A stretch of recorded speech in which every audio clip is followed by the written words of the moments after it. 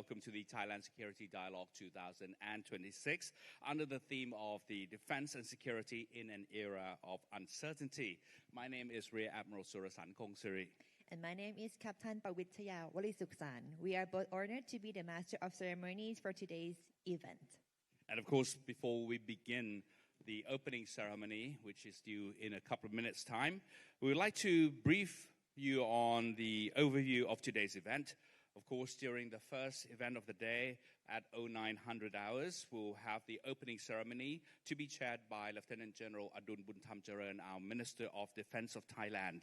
And of course, General Sittha Mahasantana, the Commanding General of the National Defense Studies Institute, will deliver the statement of report on the background and, of course, on the organization of this event. And following the formalities, we'll begin with a series of panel discussions featuring experts and leaders from across the region. And our first session follow the opening ceremony. We'll begin at around 0940 hours to focus on the strategic security review from global dynamics to regional security. Wow, that's interesting. And in the afternoon, we'll reconvene for our second session during 1300 hours to 1430 hours, where we will explore responding to emerging threats, assessing security landscape and implications for Thailand and beyond. And of course, in the afternoon, after the afternoon break, our third session will delve into the digital battlefields, the role of AI, robotics, and non-kinetic warfare at around 1500 hours, and that will wrap up today's event. Wow, AI is so interesting nowadays, and please be informed that documents presented in this seminar can be downloaded from our mobile application, both iOS and Android. During our panel discussions, if you have any questions for panelists, please feel free to ask the questions by scanning the QR code provided on your tables and typing your question in the Google form. Our moderators will monitor and pick the questions that suits the panelists, and then they will answer for you. And of course, we remind all of you that besides today's event, there will also be another event to continue the program tomorrow as well. And we hope that today's event will be both enlightening and thought-provoking, fostering collaboration and understanding among all participants as well. And for the administrative notes, ladies and gentlemen, which is very important to many of you, I'm sure, breaks will be provided just outside of this grand hall on this floor, and lunch will be at the Raintree Cafe located on the first floor of this hotel. Restrooms are located behind the conference room, which is to the back of us. And of course, in the evening, the official dinner will start at 1800 hours at the grand hall. The attendance is by invitation only. And of course, the dress code, I was told, dress code today will be smart casual for the official dinner tonight. Okay, and ladies and gentlemen, may I have your attention, please? We are about to begin our seminar. In just a moment, we'll be welcoming our esteemed chair, Lieutenant General Adun Buntamjaran, Minister of Defense of Thailand, to this room. Okay, so we would like to ask all of you to stand by in this room for minutes or so, because we are due to receive the arrival of Lieutenant General Adun Buntamjaran in just a few minutes' time. เดี๋ยวอีกสักครู่นะคะท่านประธานในพิธีจะเดินทางมาถึงนะคะขอทุกท่านนะคะเตรียมพร้อมนะคะ and don't forget to turn your mobile devices off or turn to silent mode นะคะสำหรับท่านใดที่เปิดมือถือหรือเปิดเสียงอยู่นะคะรบกวนเปิดเป็นโหมดสั่นนะคะหรือว่าปิดเสียงนะคะเพื่อไม่ให้รบกวนระหว่างพิธีค่ะขอบคุณค่ะ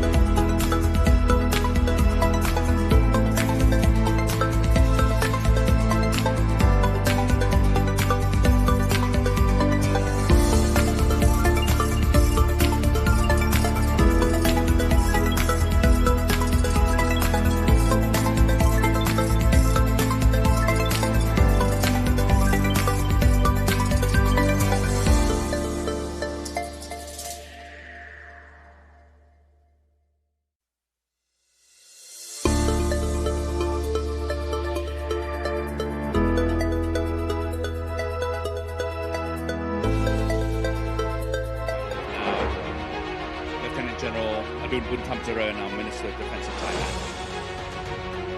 ขณะนี้นะคะท่านประธานในพิธีเดินทางมาถึงเรียบร้อยแล้วค่ะ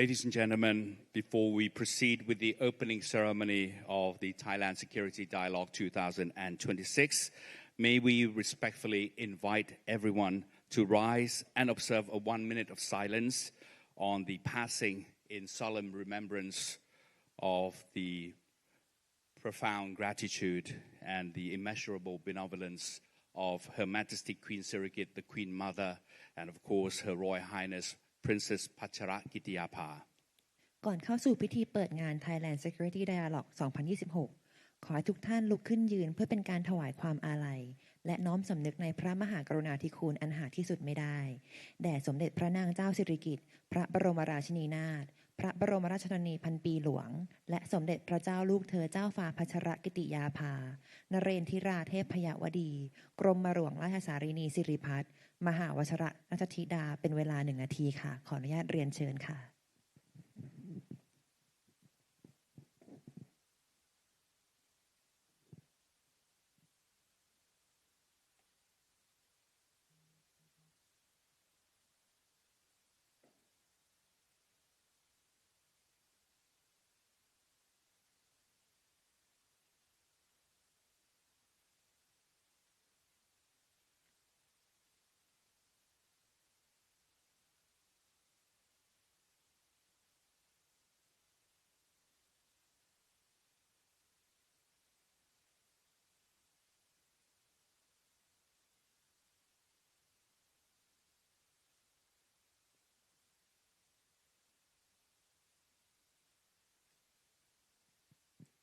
Thank you very much. Please be seated.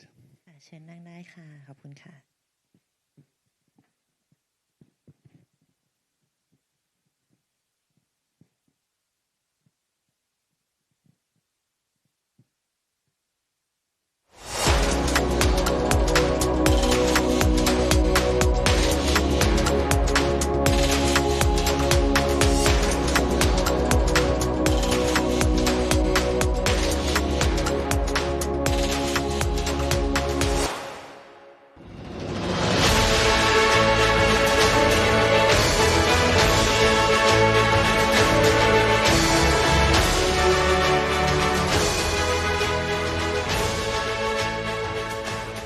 Once again, a very good morning to all of you, ladies and gentlemen, and welcome to Thailand Security Dialogue 2026.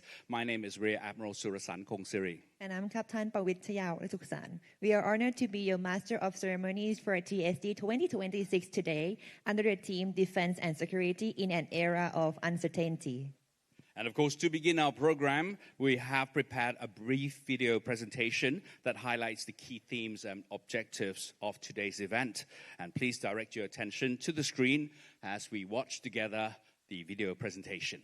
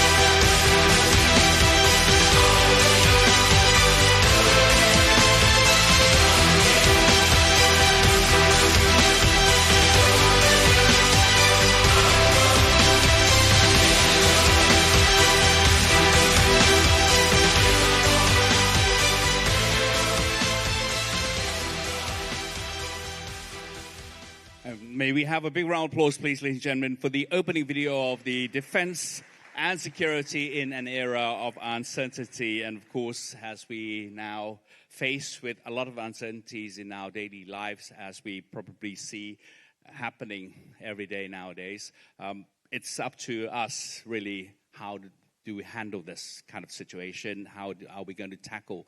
And I think the TSD here, the Thailand Security Dialogue 2026, is here to answer all of that questions, at least gives you some guidance and some understanding of how we should be able to handle such situation.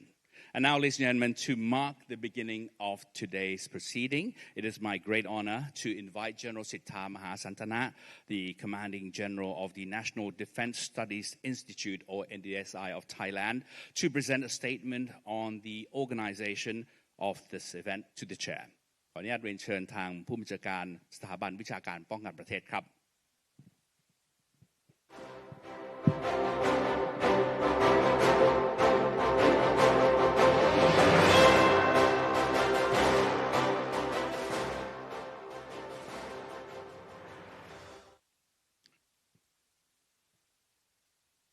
General Adun Buntamchalerm, Minister of Defense of Kingdom of Thailand, General Warapong Sanganet, General Surapong Suwanaat, and General Songwit Nunpakdi, Your Excellency, distinguished speaker, honored guests, ladies and gentlemen, on the behalf of National Defense Study Institute, it is my great pleasure and honor to extend our warm welcome to our distinguished guests and participants.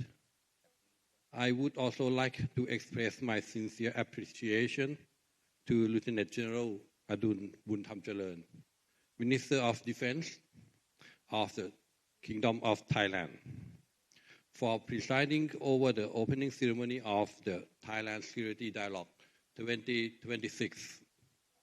This year, the National Defense Studies Institute is proud to host the dialogue under the theme of Defense and Security in an Era of Uncertainty. As the global security environment grows increasingly complex and unpredictable, this forum serves as a strategic platform for policymakers, military leaders, scholars, and security specialists to share perspectives and evaluate emerging tech threats and foster regional peace, stability, and enduring resilience. Thailand Security Dialogue 2026 is structured around 2 special addresses and 5 interconnected sessions. First special address, Security Amid Global Uncertainty, by Professor Dr. Surakiart Sathyanthai, former Deputy Prime Minister of Thailand. Second address, From Strategic Uncertainty to Strategic Resilience, Rethinking International Security and in a Changing World, by Dr. Benedict Franke, Vice Chairman and Chief Executive Officer of Munich Security Conference. Our 5-session views explore critical strategic dimension, spanning regional security revealed, emerging threat, AI, non-kinetic warfare, next-generation defense industry, and regional resilience framework. Today, we are privileged to host around 250 distinguished participants, comprising of ambassador, defense attaché, member of political, representative from international organization, government agency, scholar, academia, the media, think tanks, and the National Defense Association, Royal Thai Armed Forces Headquarters, as well as student, officer, and course member from National Defense Study Institute, Royal Thai Armed Forces Headquarters. It is now my distinguished honor to privilege to invite Lieutenant General Adun Buntham Jalern, Minister of Defense of the Kingdom of Thailand, to deliver an opening address and inaugurate the Thailand Security Dialogue 2026. Thank you.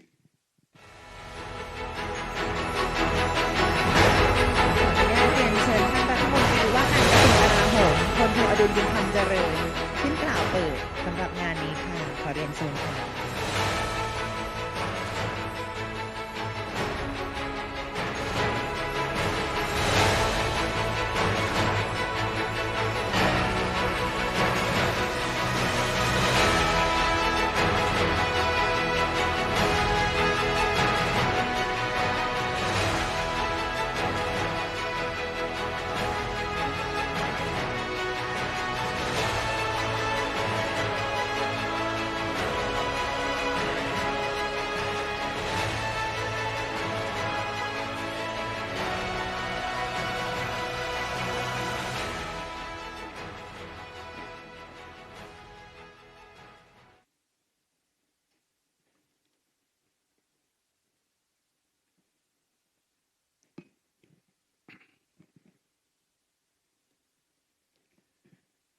ครับท่านเอกอัครราชทูตท่านอดีตผู้จัดการฐานสูงสุดท่านรองผู้จัดการฐานสูงสุดท่านแขกผู้มีเกียรติวิทยากรผู้ทรงคุณวุฒิสุภาพบุรุษสุภาพสตรีทุกท่านครับวันนี้ผมดีใจเป็นมากครับที่ได้มีโอกาสต้อนรับท่านแขกผู้มีเกียรติแล้วก็วิทยากรผู้ทรงคุณวุฒิในนามของกระทรวงกลาโหมนะครับแล้วก็ผู้ที่เข้าร่วมทุกท่านสู่ราชอาณาจักรของประเทศไทยสำหรับงานสัมมนาวิชาการในวันนี้ครับผมอยากจะบอกกับทุกท่านว่าสิ่งที่จะพูดกับท่านในวันนี้เป็นสิ่งที่ผมอยากที่จะให้ประเทศไทยของเราเป็นแล้วก็จะมีประเด็นที่จะชวนให้ท่านคิดอยู่หลายประเด็นก็จะฝากให้ท่านไว้ว่าในโลกของความเปลี่ยนแปลงแล้วก็ภัยคุกคามที่มันเปลี่ยนแปลงไปจากปัจจุบันนี้การป้องกันประเทศเนี่ยมันไม่ใช่แค่ว่าการป้องกันประเทศและความมั่นคงเนี่ยในยุคแห่งปัจจุบันแห่งความไม่แน่นอนแล้วก็โลกไร้ระเบียบเนี่ยผมว่ามันน่ากลัวสำหรับหน่วยงานความมั่นคงแล้วก็ประเทศเป็นอย่างมากวันนี้เราไม่ได้อยู่ในโลกที่สงครามเกิดขึ้นเฉพาะทหารสองประเทศที่เผชิญหน้ากันแล้วอีกต่อไปแล้วครับผมเคยรับราชการอยู่ตั้งแต่เด็กๆจนถึงปัจจุบันตำแหน่งสุดท้ายที่ในรับราชการคือเป็นแม่ทัพภาคที่2ผมเป็นผู้บังคับหน่วยที่ใช้กำลังรบเข้าทำการทุกที่ทุกตำแหน่งไม่ว่าจะเป็นหน่วยปกติตั้งแต่ผู้บังคับหมวดปืนเล็กเดินอยู่ชายแดนจนถึงเป็นแม่ทัพภาคที่2เนี่ยเป็นผู้บังคับหน่วยกำลังรบตลอดนะครับแล้ววันนี้ได้มีโอกาสมาเป็นผู้กำหนดนโยบายก็เลยอยากจะพูดกับพวกท่านสักเล็กน้อยเกี่ยวกับเรื่องความเปลี่ยนแปลงไปของโลกในปัจจุบันผมว่าในสงครามยุคใหม่เนี่ยไม่มีใครถามว่าใครมีกองทัพที่ใหญ่กว่ากันเพียงอย่างเดียวแล้วแต่ผมคิดว่าเขาน่าจะถามกันว่าใครที่ปรับตัวได้เร็วกว่ากันใครมีระบบที่แข็งแรงและเข้มแข็งกว่ากันแล้วก็ใครสามารถสร้างความเชื่อมั่นให้กับประชาชนในประเทศมากกว่ากันต่างหากที่เพราะฉะนั้นเนี่ยการป้องกันประเทศในวันนี้จึงไม่ใช่แค่ภารกิจของกองทัพเป็นอย่างเดียวเพียงอย่างเดียวแต่มันเป็นวาระของคนทั้งชาติมันเป็นเรื่องของคนทั้งชาติที่ต้องช่วยกันประการแรกที่ผมอยากจะชวนท่านคิดนะครับอันนี้ชวนท่านคิดนะครับประเด็นแรกคือภัยคุกคามในปัจจุบันเนี่ยมันเปลี่ยนแปลงไปอย่างไรในมุมมองของผมเนี่ยจากเดิมอย่างที่ผมเรียนนั้นทราบว่าผมเคยอยู่ชายแดนมาทั้งชีวิตเนี่ยจากเดิมเรามองว่าภัยทางทหารเนี่ยวันนี้เราต้องมองให้กว้างขึ้นเป็นภัยคุกคามแบบหลายรูปแบบผสมผสานกัน ไม่รู้อะไรเป็นบ้างนะครับแต่ที่แน่เลยที่มันต้องเกิดคือไซเบอร์แน่ๆสงครามข้อมูลข่าวสาร AI โดรนอาวุธที่มันไร้คนขับการโจมตีโครงสร้างพื้นฐานต่างประเทศความมั่นคงทางพลังงานรวมทั้งโรคระบาดภัยพิบัติตลอดจนการแข่งขันทางเทคโนโลยีแล้วก็เศรษฐกิจท่านลองดูเลยครับที่ผมพูดนี่จริงหรือเปล่าไม่รู้นะครับเศรษฐกิจท่านลองดูนะครับภาษีขึ้นมาเนี่ยกระทบหมดเลยนะครับแล้วมันกระทบความมั่นคงด้วยภาษีเยอะรายได้น้อยส่งผลต่องบพัฒนากองทัพ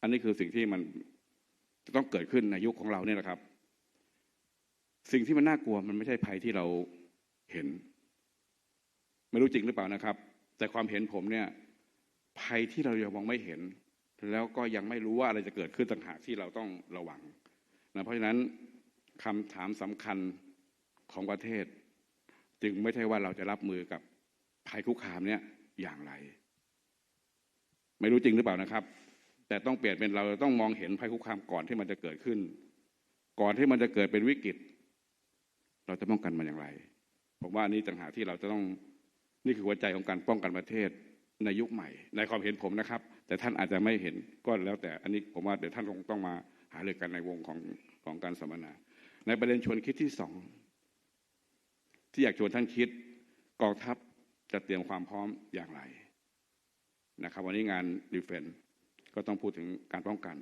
กองทัพในอนาคตมันต้องเปลี่ยนจากการเตรียมพร้อมเพื่อรบในสงครามแบบเดิมๆไปสู่การเตรียมความพร้อมเพื่อรับมือกับสงครามในหลายมิติที่มันจะเกิดขึ้นสิ่งสำคัญไม่ได้แค่อาวุธที่ทันสมัยแต่ต้องมีคนที่มันทันสมัยแล้วก็ข้อมูลที่ทันสมัยเทคโนโลยีที่ทันสมัยแล้วก็ระบบตัดสินใจที่ทันสมัยผมเคยเรียนท่านทราบแล้วผมอยู่ในชายแดนมาทั้งชีวิตเปลี่ยนแปลงไปทุกครั้งเมื่อปี54ผมเคยเข้าทำการสู้รบ1 ครั้งเมื่อปีล่าสุดได้ไปเป็นรัฐมนตรีช่วยก็ไม่ได้มีโอกาสไปเห็นของการสู้รบเปลี่ยนแปลงไปอย่างเดิมมากและเชื่อว่าครั้งต่อไปเปลี่ยนไปอย่างนี้อีกมหาศาลนะครับเราต้องตอบคำถามว่าถ้ามันเกิดเหตุฉุกเฉินในวันนี้ใครจะเป็นผู้ตัดสินใจใครจะเป็นผู้ส่งข้อมูลในการตัดสินใจได้เร็วมากน้อยแค่ไหนแล้วก็หน่วยงานต่างๆเนี่ยมันจะเชื่อมโยงข้อมูลกันยังไงแล้วก็เรามีระบบสื่อสารสำรองไหมประเทศจะสามารถดำเนินต่อไปได้หรือเปล่าหากโครงสร้างพื้นฐานบางส่วนถูกโจมตีไปอันนี้คือสิ่งที่ผมอยากจะบอกพวกท่านมันความพร้อมที่แท้จริงมันไม่ใช่ว่าการมีทุกอย่างผมคิดว่าอย่างนั้นนะครับความพร้อมที่แท้จริงเนี่ยมันไม่ได้ว่าเรามีทุกอย่างแต่มันคือความสามารถในการทำงานร่วมกันทุกภาคส่วนอย่างมีประสิทธิภาพเมื่อเกิดวิกฤตจริงหรือเปล่าไม่รู้นะครับกองทัพจึงต้องเป็นกำลังรบมันต้องเป็นทั้งกำลังรบและกำลังแห่งความพร้อมของทั้งประเทศอันนี้คือสิ่งที่ผมก็อยากให้มันเป็นแบบนี้นะครับในประเด็นที่3อยากชวนท่านคิดอะไรคือปัจจัยชี้ขาดในชัยชนะผมไม่รู้นะครับในอดีตอาจจะคิดว่ากำลังอาวุธที่เหนือกว่าแต่ในโลกยุคใหม่ผมมองว่า5 คำผมใช้เวลานั่งทำคำบรรยายเนี่ยมา 3-4 วันใช้กระดาษประมาณ30 แผ่นได้คำมา5 คำคือคนข้อมูลเทคโนโลยีความร่วมมือแล้วก็ความเชื่อมั่นอาวุธที่ดีที่สุดถ้าไม่มีคนใช้มันก็ไม่มีประโยชน์เทคโนโลยีถ้าไม่มีข้อมูลที่ถูกต้องก็อาจนำมาสู่การตัดสินใจที่ผิดพลาดท่านลองดูวิกฤตของประเทศแต่ละครั้งเราตัดสินใจกันถูกหรือเปล่าอันนี้ผมไม่ทราบแต่ท่านน่าจะรู้เช่นน้ำท่วมที่หาดใหญ่แผ่นดินไหวหรือแม้กระทั่งการตัดสินใจเข้าทำการเกิดเหตุการณ์กับชายแดนของประเทศเพื่อนบ้านเราเนี่ยนะครับกองทัพที่เข้มแข็งที่สุดหากไม่ได้รับความเชื่อมั่นประเทศก็ไม่สามารถแข็งแรงได้อย่างแท้จริง เรามีตัวอย่างให้เห็นแล้วครับทั้งสงครามทั้งที่ผ่านมาประชาชนให้ความร่วมมืออย่างมากท่านเชื่อไหมครับบ้านผมอยู่อำเภอประโคนชัยจังหวัดบุรีรัมย์ติดรถติดไฟแดงเพื่อที่จะรออาหารที่ชาวบ้านส่งให้รถขนเสบียงหรือขนอาวุธไปชายแดนเนี่ยรถทหารไฟแดงเปิดไฟเขียวไม่ได้เพราะคนยังเอาของให้รถทหารไม่หมดอันนี้คือศรัทธาที่มันเกิดขึ้นกับประชาชนนะครับกับกองทัพดังนั้นชัยชนะเนี่ยไม่ได้เกิดจากการรบเพียงเดียวแน่ๆแต่มันเกิดจากความสามารถของประเทศในการรวมพลังและตัดสินใจถูกต้องทันเวลาประการที่4ที่ผมอยากชวนท่านคิดอีกเรื่องหนึ่งซึ่งเป็นเรื่องสำคัญเหมือนกันเช่นเดียวกันนะครับคือเรื่องของการสร้างความมั่นคงเราจะสร้างความมั่นคงในการป้องกันประเทศอย่างไรอันนี้ผมว่าเราต้องความมั่นคงที่ยั่งยืนมันต้องเริ่มตั้งแต่การก่อนเกิดเหตุในความเห็นผมนะครับผมว่าเราต้องเตรียมตั้งแต่ก่อนเกิดเหตุเราต้องมีระบบที่มีทั้งการป้องกันความเตรียมพร้อมตอบโต้แล้วก็ระบบที่ต้องมาฟื้นฟูผมว่าเป็นเรื่องที่เราต้องคิดแล้วก็ต้องเริ่มต้นตั้งแต่ก่อนเกิดเหตุไม่ใช่รอเกิดเหตุแล้วค่อยแก้ไขผมว่าเรายกตัวอย่างง่ายๆก็อย่างที่เห็นเนี่ยครับล่าสุดในการกราดยิงเนี่ยนะครับอันนี้คือตัวอย่างของการที่เราไม่ได้ป้องกันเราไม่ได้เตรียมพร้อมนะครับอันสิ่งนี้ผมไม่ได้วิจารณ์นะอันนี้ผมความเห็นผมส่วนตัวนะครับแล้วก็สิ่งที่ควรทำให้เป็นรูปธรรมอันแรกก็คือระบบประเมินภัยคุกคามแห่งชาติที่เราต้องมองไปข้างหน้าอันที่สองเนี่ยเราต้องเชื่อมโยงข้อมูลระหว่างหน่วยงานความมั่นคงไม่ว่าจะเป็นเรื่องเศรษฐกิจความมั่นคงพลังงานสาธารณสุขที่สำคัญคือเอกชนผมว่าเราต้องเชื่อมโยงกันหมดอันที่สามแผนสำรองในโครงสร้างพื้นฐานในเรื่องของพลังงานก็ดีในเรื่องของหลายอย่างที่มันต้องเกี่ยวข้องกับโครงสร้างพื้นฐานของชาติแล้วที่สำคัญมันต้องมีการฝึกซ้อมสถานการณ์วิกฤตร่วมกันอย่างสม่ำเสมอนะครับสุดท้ายก็คือการสร้างความรู้และความตระหนักและการสร้างความตระหนักด้านความมั่นคงให้กับประชาชนทั้งชาติอันนี้คือสิ่งที่สำคัญเพราะในวันนี้วิกฤตจริงเนี่ยเพราะในวันที่เกิดวิกฤตจริงๆแล้วเนี่ยประเทศไทยเราไม่ได้มีเวลามาสร้างระบบใหม่นะครับอันนี้คือสิ่งที่เราต้องสร้างระบบที่ถูกต้อง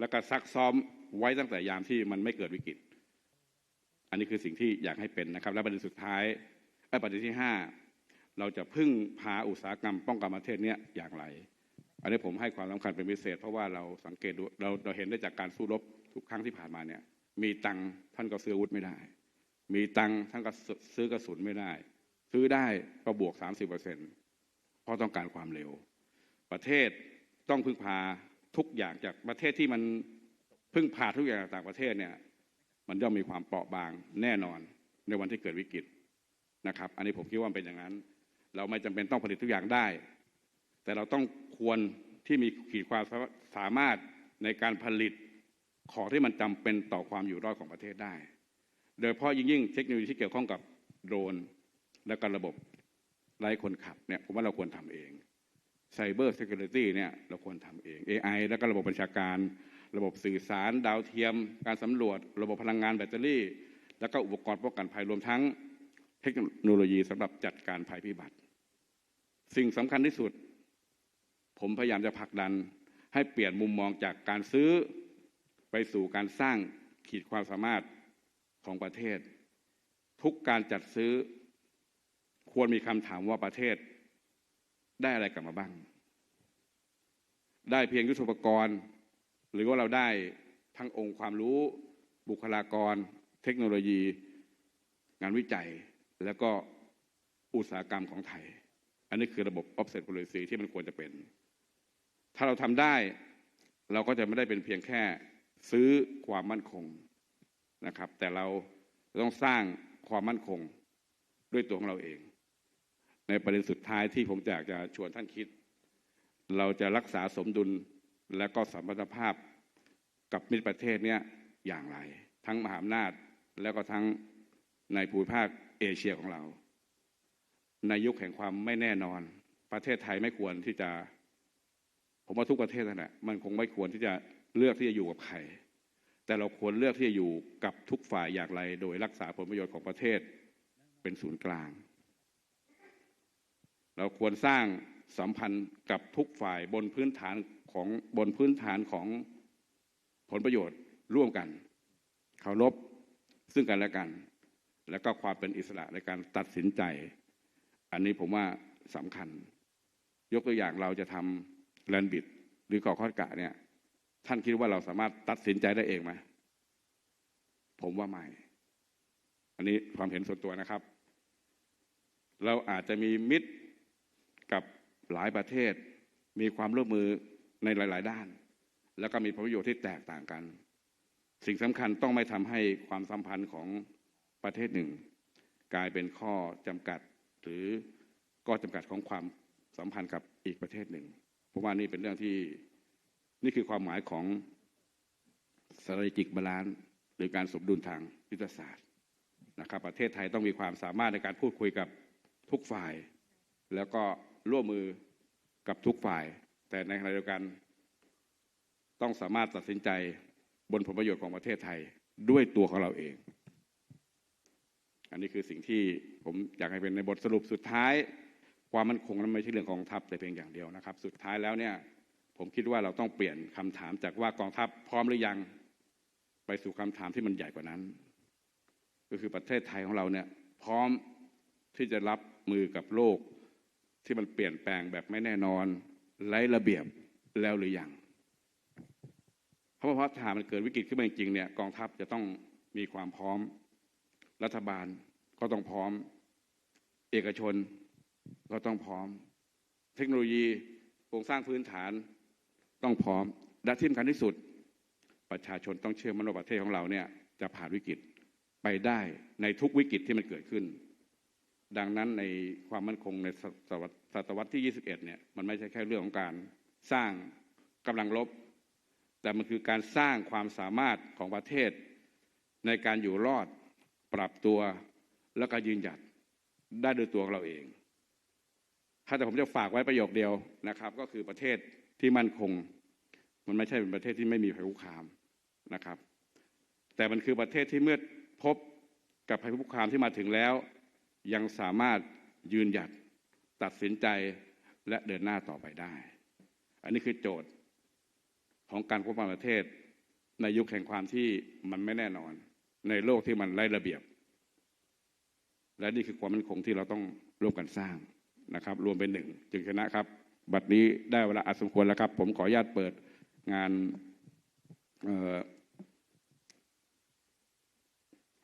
สัมมนาวิชาการนานาชาติ Thailand Security Dialogue 2026 ภายใต้หัวข้อการป้องกันประเทศและความมั่นคงในยุคแห่งความไม่แน่นอนอย่างเป็นทางการครับขอบพระคุณครับ Thank you, Minister of Defense of Thailand, for your opening speech. That's going to link and lead to the discussions that we're going to have the rest of the day.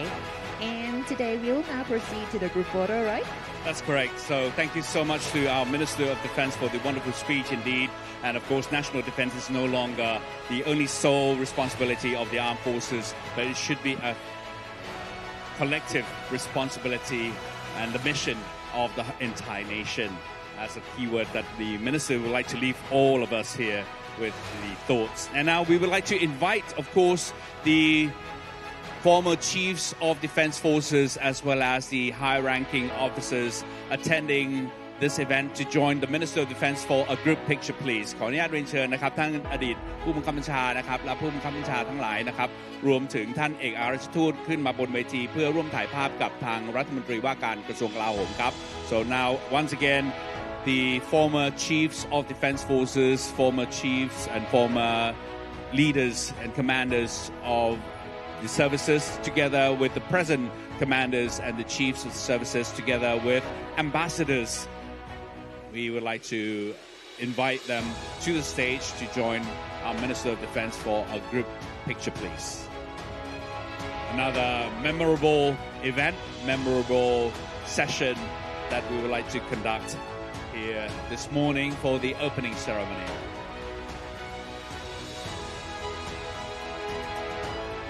ในภาพแรกนะคะก็จะเป็นรัฐมนตรี รีว่าการกระทรวงกลาโหมค่ะอดีตผู้บังคับบัญชาระดับสูงและเอกอัครราชทูตค่ะ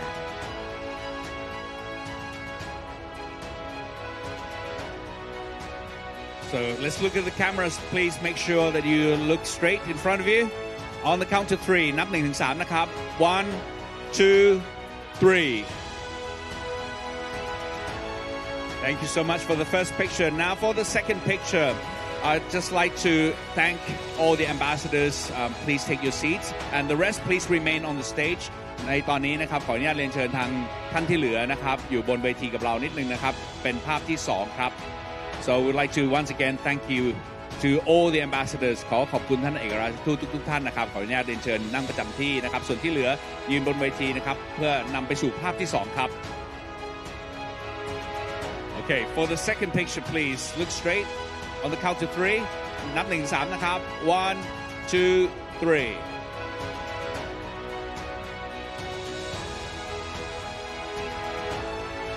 And the third group photo, we couldn't miss out these people. May I invite the Defense Attaché to Thailand to join us on the stage for a group photo, please?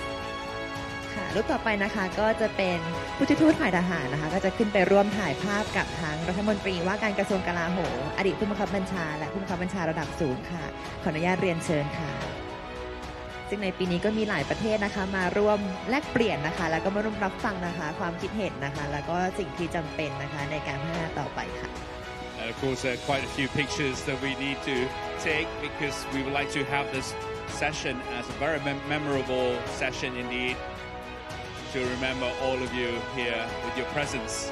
Make sure everyone see the cameraman in front of you.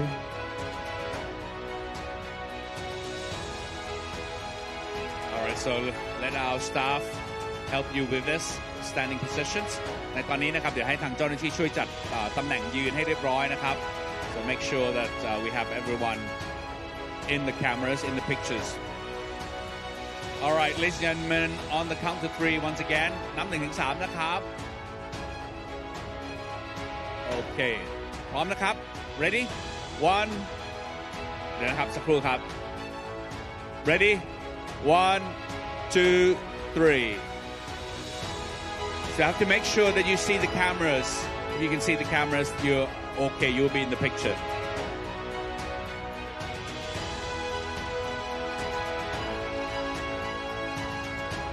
One moment, we need to retake this picture again because I believe that we cannot see somebody in the back.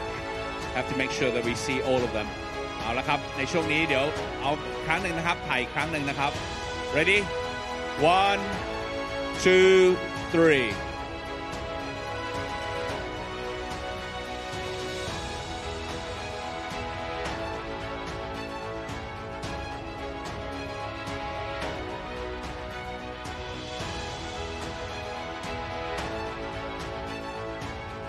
So thank you so much, ladies and gentlemen, and thank you to the attachés. But we have one more picture. We have one more picture ครับขออนุญาตเรียนเชิญทางผู้บัญชาอยู่บนเวทีนะครับ But we would like to thank the attachés and please take your seats. And now for the final picture, please, ladies and gentlemen, we would like to invite the guest speakers and the sponsors to join us on the stage, please. The guest speakers and the sponsors.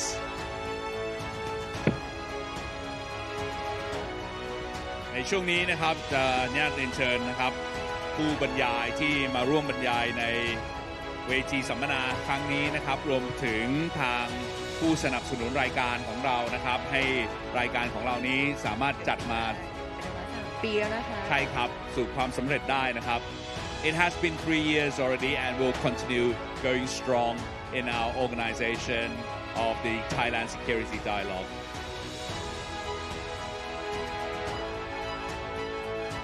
ในช่วงนี้ให้เจ้าหน้าที่จัดให้เรียบร้อยก่อนนะครับทางผู้แทนที่มายืนบนเวทีครับนะครับตอนนี้ก็ขออนุญาตนะครับทุกท่านยืนตรงแล้วก็มองไปทางกล้องนะครับ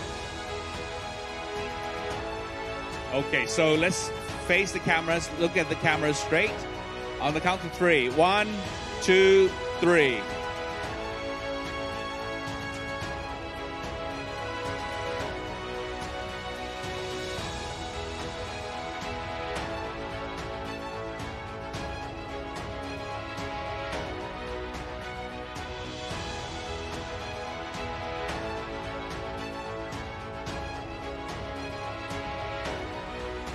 All right, so thank you once again, ladies and gentlemen, and a big round of applause. ขอเสียงปรบมือดังๆนะครับให้กับทุกท่านด้วยนะครับ พิธีเปิดของงานในวันนี้นะคะก็เป็นอันเสร็จสิ้นเรียบร้อยแล้วนะคะแต่ว่าอย่าเพิ่งนะคะเรามี brief สั้นๆก่อนที่จะเข้าสู่การบรรยายในวันนี้ด้วยเช่นเดียวกันเพื่อให้เห็นภาพรวมก่อนนะคะว่าตลอดที่ผ่านมา3ปีเนี่ยมีอะไรเกิดขึ้นบ้างและปีนี้เราจะมีอะไรที่น่าสนใจบ้างค่ะ And of course, ladies and gentlemen, that has been the opening ceremony of the Thailand Security Dialogue 2026 today. It has been very beautifully done, and thank you very much for your cooperation and, of course, your attendance to this opening ceremony. But before we proceed to the sessions that we have quite interestingly provided to all of you to listen to and engage in your conversation and dialogue with them, we would like to take a moment of your time to go through the history, the background of the Thailand Security Dialogue and how this whole event has come about, where it was started, and what was the thought behind this organization. So once again, ladies and gentlemen, excellencies, distinguished guests, honored ambassadors who are here with us, before we begin with the substantive sessions of the Thailand Security Dialogue 2026, allow us to take a few moments of your time to introduce to you the journey behind the dialogue, where it began, what it seeks to achieve, and why this year's theme speaks so directly to the world in which we now live. And here comes to the question, what is the Thailand Security Dialogue? The Thailand Security Dialogue, or TSD, was conceived as a platform for strategic conversation, a platform where military and security leaders, policymakers, diplomats, academics, international organizations, the private sector, and experts from different disciplines can come together, not simply to exchange views, but to deepen understanding of the security environment we collectively face. And at the heart of the dialogue is a very simple idea. Security challenges are increasingly interconnected, while our responses too often remain separated. Geopolitics intersects with economics, technology intersects with defense, transnational crime intersects with governance, climate, health, food, energy, and human security increasingly intersect with what we once regarded as traditional national security. And because these challenges cross borders, sectors, and institutions, no country and no institution can address them effectively in isolation. This is why dialogue matters. Not dialogue as an end in itself, but dialogue as a means of building understanding, trust, strategic insight, and ultimately practical cooperation. The Thailand Security Dialogue, therefore, seeks to fulfill three broad purposes. Firstly, to provide an open and constructive platform for examining major developments affecting regional and global peace and security. Secondly, to strengthen mutual understanding and networks of cooperation among those who shape, study, and implement security policy. And third, to translate discussion into strategic insight, to identify approaches that can strengthen our preparedness, our capacity to cooperate, and our ability to respond to an increasingly complex security environment. The purpose has remained consistent, but the questions we ask have evolved, and that evolution can be clearly seen across the three editions of the Thailand Security Dialogue. And in 2024, the inaugural dialogue was convened under the theme of sustainable peace under geopolitical shifts. The world was already confronting intensifying geopolitical competition, major conflicts, strategic realignment, and growing pressure on the international order. The central question was therefore, how can we sustain peace and stability when the geopolitical landscape itself is shifting? The discussions placed particular emphasis on ASEAN cooperation, resilience, comprehensive security, multilateralism, and sustained dialogue. The 2024 conclusions also stress strategic leadership, proactive policy, regional cooperation, climate and energy security, food and health security, peacekeeping, and Thailand's capacity to serve as a constructive partner in regional stability.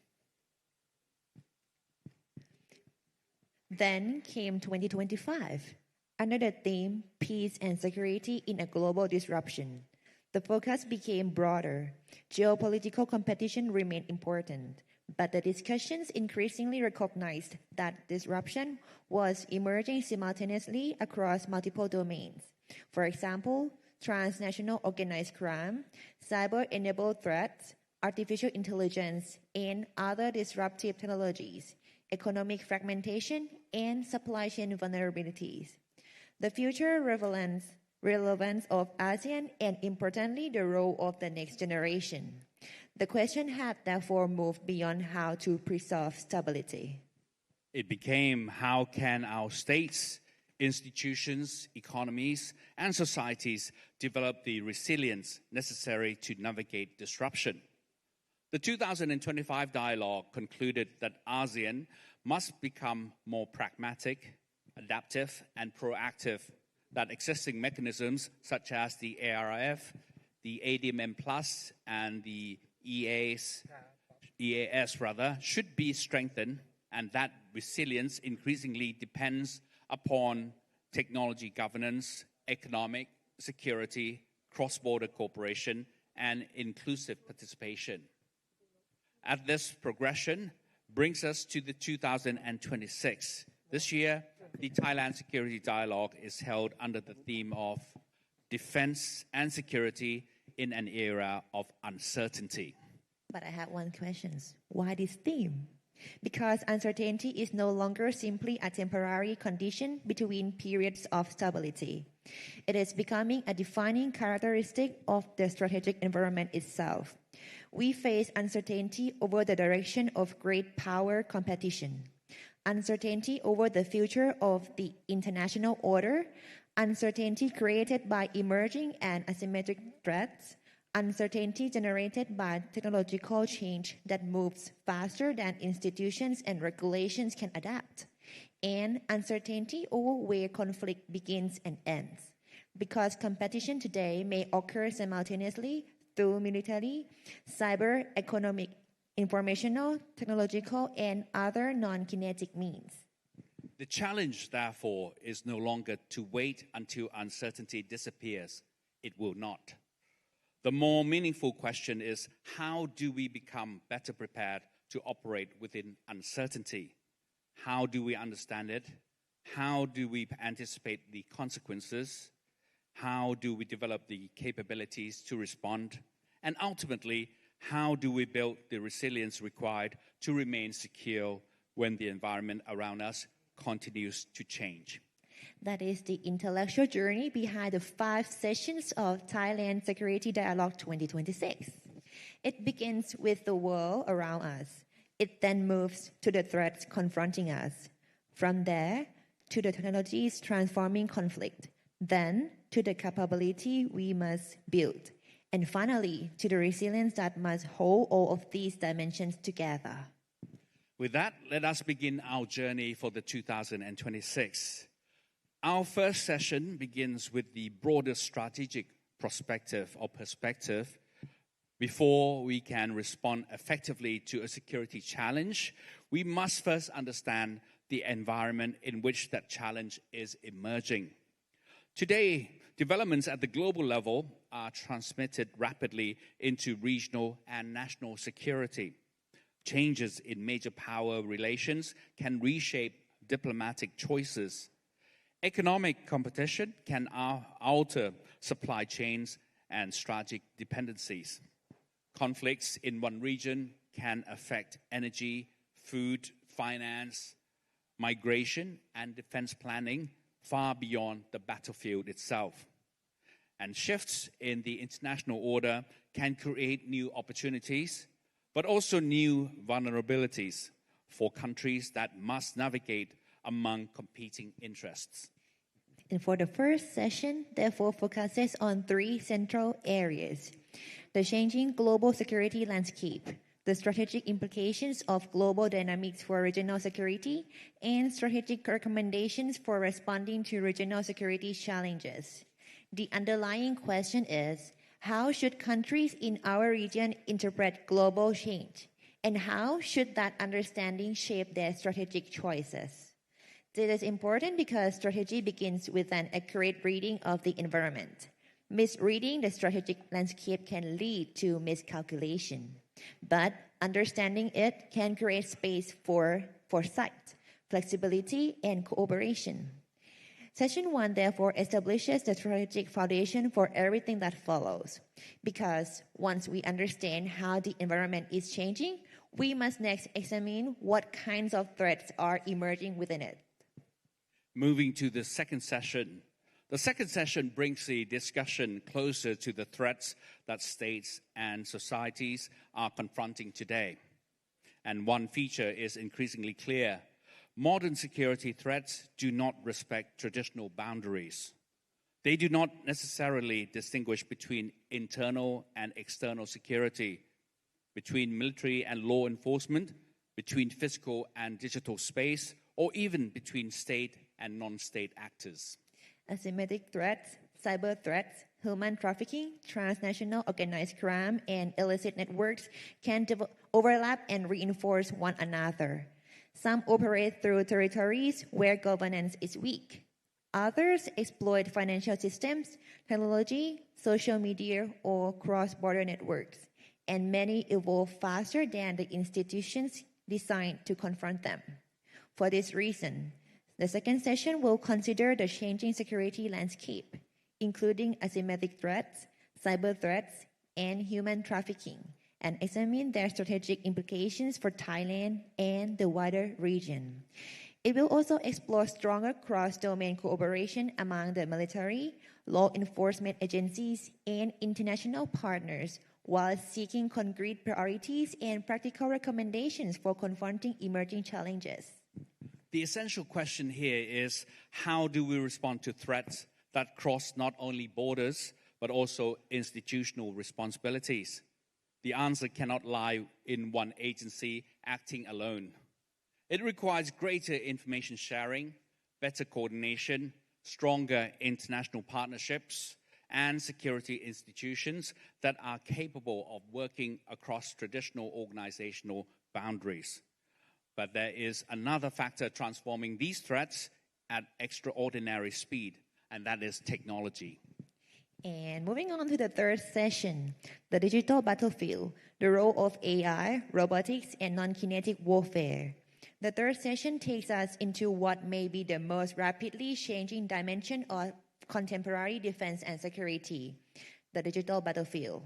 For generations, military power was primarily understood through capabilities on land, at sea, and in the air. Today, those domains remain essential, but they are increasingly connected to cyberspace, information network, artificial intelligence, autonomous systems, robotics, and other technologies that are reshaping both military operations and strategic competition. The battlefield is therefore becoming not only more technological, but more multidimensional. Session 3 examines 4 principal areas: the transformation of the battlefield, the shift from traditional warfare towards integrated multidimensional operations, robotics, and autonomous systems as strategic force multipliers, and non-kinetic warfare together with transnational cyber threats. Artificial intelligence, or AI, may accelerate decision-making. Robotics may reduce human exposure and extend operational reach. Autonomous systems may alter the relationship between people and machines on the battlefield. Cyber and information capabilities may create strategic effects without a conventional exchange of fire. This forces us to reconsider a very basic question. What does a battlefield actually look like in the 21st century? And perhaps an even more difficult question, how do we prepare defense and security institutions for technologies whose future applications we cannot yet fully predict? The issue is therefore not technology alone. It is also a doctrine, training, governance, human judgment, institutional adaptation, and the ability to integrate new capabilities responsibly and effectively. And if technology is transforming the battlefield, then the next question becomes unavoidable. Where will the capabilities required for that battlefield come from? And the next one is a special address from the official dinner. Official dinner by invitation only, hosted by General Ukrit Buntanon, Chief of Defense Forces of the Royal Thai Armed Forces of Thailand.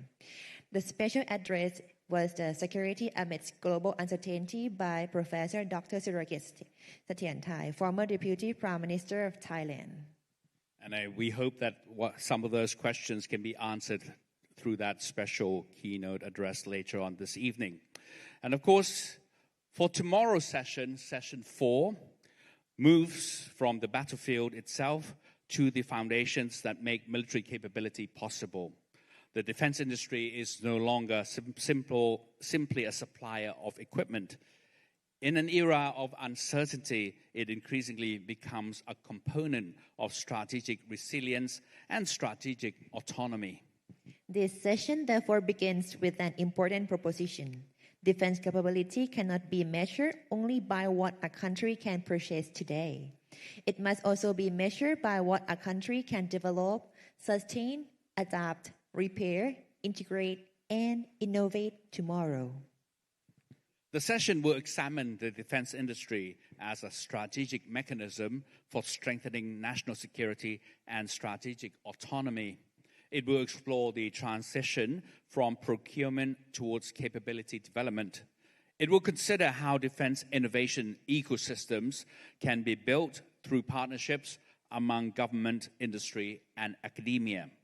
It will also address the resilience of defense supply chains and the importance of stronger regional defense industrial cooperation for sustainable capability development. These issues have become increasingly important as geopolitical competition creates uncertainty over access to critical technologies, components, raw materials, logistics, and even supply networks. A sophisticated military platform without sustainable support is not a sustainable capability. Advanced technology without skilled personnel is not a strategic autonomy. And national defense industries operating without innovation networks, partnerships, and resilient supply chains will struggle to keep pace with rapidly evolving requirements.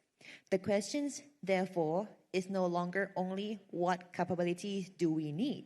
It is also what kind of defense ecosystem must we build in order to sustain those capabilities over time. And that takes us to the final and most comprehensive dimension of the dialogue. And of course, that brings us to another interesting special keynote address by another speaker on the topic of from strategic uncertainty to strategic resilience, rethinking to international security in a changing world by Dr. Benedikt Franke, the Vice Chairman and Chief Executive Officer of the Munich Security Conference, or MSC, Germany. Building regional and national resilience in an era of uncertainty, that is our 5th session that brings the previous discussions together. Global dynamics, emerging threats, technological transformation, future military capability, all ultimately converge on one concept: resilience. But resilience must be understood more broadly than simply recovering after a crisis. In the security environment we face today, resilience begins before disruption occurs. It involves anticipation, preparedness, absorption, adaptation, recovery, and the capacity to continue functioning even under sustained pressure. And for the session 5, therefore seeks to redefine resilience as part of a more comprehensive understanding of security. It will examine strategic resilience amid great power competition, technological resilience at national and regional levels, border security and the spillover effects of regional conflict, and ASEAN's potential role as a regional shield. This final dimension is crucial because resilience cannot be produced by the defense sector alone. National resilience depends upon functioning institutions, economic capacity, secure infrastructure, technological preparedness, trusted information, capable communities, social cohesion, and the ability of government security agencies, the private sector, academia, and society to work together. Regional resilience requires another layer, cooperation among neighbors. Because cyber threats cross borders, transnational crime crosses borders as well, economic shocks cross borders, environmental disruption crosses borders. And conflict itself can create humanitarian, economic, and security consequences far beyond the territory where it begins. This is also where ASEAN becomes particularly important, not simply as an institution, but as a framework through which countries can preserve dialogue, manage differences, strengthen practical cooperation, and prevent regional uncertainty from becoming regional instability. The final question of the dialogue is therefore perhaps the most consequential. How can we build nations and a region that are not merely able to endure uncertainty, but capable of adapting and remaining secure within it? Excellencies, distinguished guests, ladies and gentlemen, taking together these 5 sessions from one continuous strategic journey, we begin by examining the changing international environment. We then identify the threats emerging from that environment. We explore how technology is transforming the character of conflict, and we consider the industrial and military capabilities required for the future. And finally, we ask how all of these dimensions can be brought together to strengthen national and regional resilience. The progression of the Thailand Security Dialogue over the past 3 years can therefore be understood in equally simple terms. In 2024, sustaining peace amid geopolitical shifts. In 2025, responding to disruption and strengthening resilience. And now, in 2026, preparing defense, security institutions, nations, and the region to navigate an era of uncertainty. From peace to resilience to preparedness for uncertainty. And within this progression lies the central message of the Thailand Security Dialogue 2026. Uncertainty itself may be unavoidable, but vulnerability to uncertainty is not. Though better understanding, stronger capabilities, responsible innovation, deeper cooperation, and greater resilience, we can prepare ourselves not merely to react to change, but to navigate it with confidence and strategic purpose. And it is within this spirit that we now proceed with the substantive discussions of the Thailand Security Dialogue 2026, Defense and Security in an Era of Uncertainty. Thank you. Ladies and gentlemen, and that has been the overview of how the Thailand Security Dialogue began and where we are at the moment. So let's enjoy the event that we have in the next 2 days or so of the Thailand Security Dialogue 2026. And once again, we would like to thank for your cooperation, for your participation, for your attendance. And of course, we hope that we have very fruitful discussions and dialogues among the participants here with us today. So let's now take a quick break. Yeah. I think, and of course, as we'll begin the first session in just a moment or so. And we would like to invite all of you maybe just to quickly grab your snacks and refreshments just outside. Maybe just a quick break to use the restrooms that we have available for the event today as well.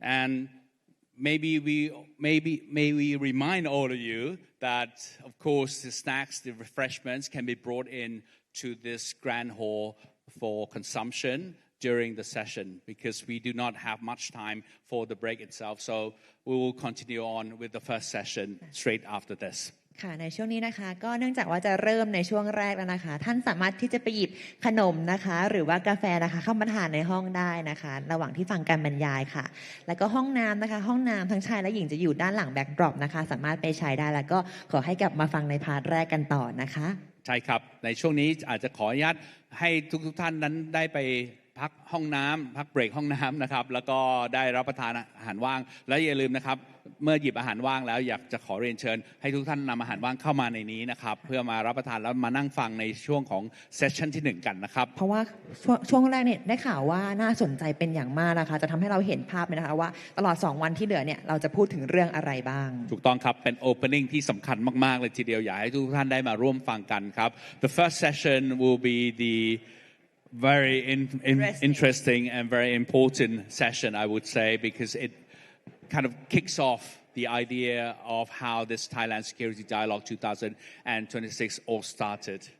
All right, so ladies and gentlemen, maybe ask you to take a quick break and please come back to this grand hall to join us for the first session. And that concludes our work today. And the next session will be another 2 beautiful and handsome MCs. All right, so once again, thank you so much for attending the opening ceremony and enjoy the rest of the program. Okay, ขอบคุณค่ะ Thank you very much. Thank you so much.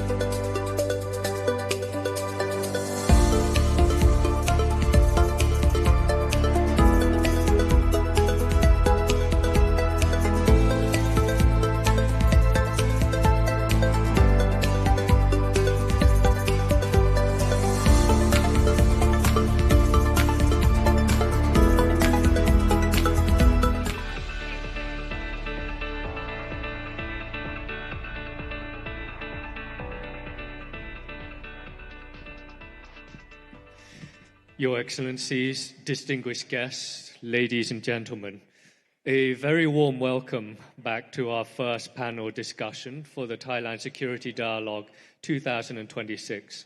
My name is Colonel Associate Professor Dr. Abhisek Montien Vichianchai. And my name is Group Captain Orapim Phakdi Songkram. We are both honored to be the Master of Ceremonies for panel discussions today. And so without further ado, we will now commence the panel discussion on strategic security review, from global dynamics to regional security, examining global trends and their impact on the region. Our first esteemed speaker is General Songwit Nunpakdi. General Songwit Nunpakdi is the 35th Chief of Defense Forces of Thailand. He graduated from the Armed Forces Academy's Preparatory School, Virginia Military Institute, and completed multiple advanced military courses. He holds a Master in Civil Engineering from Florida Institute of Technology. He has commanded various units, including the 11th Infantry Regiment King's Guard and the 1st Division King's Guard. He held senior positions in the Royal Thai Army and played a pivotal role in the Striker Division's establishment. His operational experience includes peace enforcement in Thailand's southern provinces. In October 2023, he assumed command as the Chief of Defense Forces. Next on the panel is Associate Professor Dr. Panithan Watanayakon. Dr. Panithan is a leading Thai security expert, independent analyst, and academic with extensive experience in national security, defense, and international relations. He has held key advisory positions to the Prime Minister, Deputy Prime Minister, Minister of Defense, National Security Council, and the Prime Minister's Security Advisory Committee. He has also served on numerous national committees responsible for security strategy, reconciliation, and legislative reform.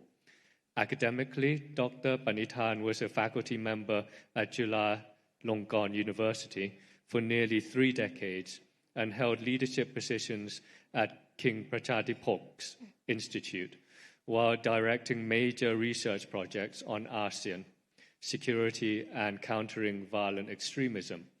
His publications have appeared in internationally recognized publications and journals covering defense policy, military reform, regional security, terrorism, and developments in the Indo-Pacific region.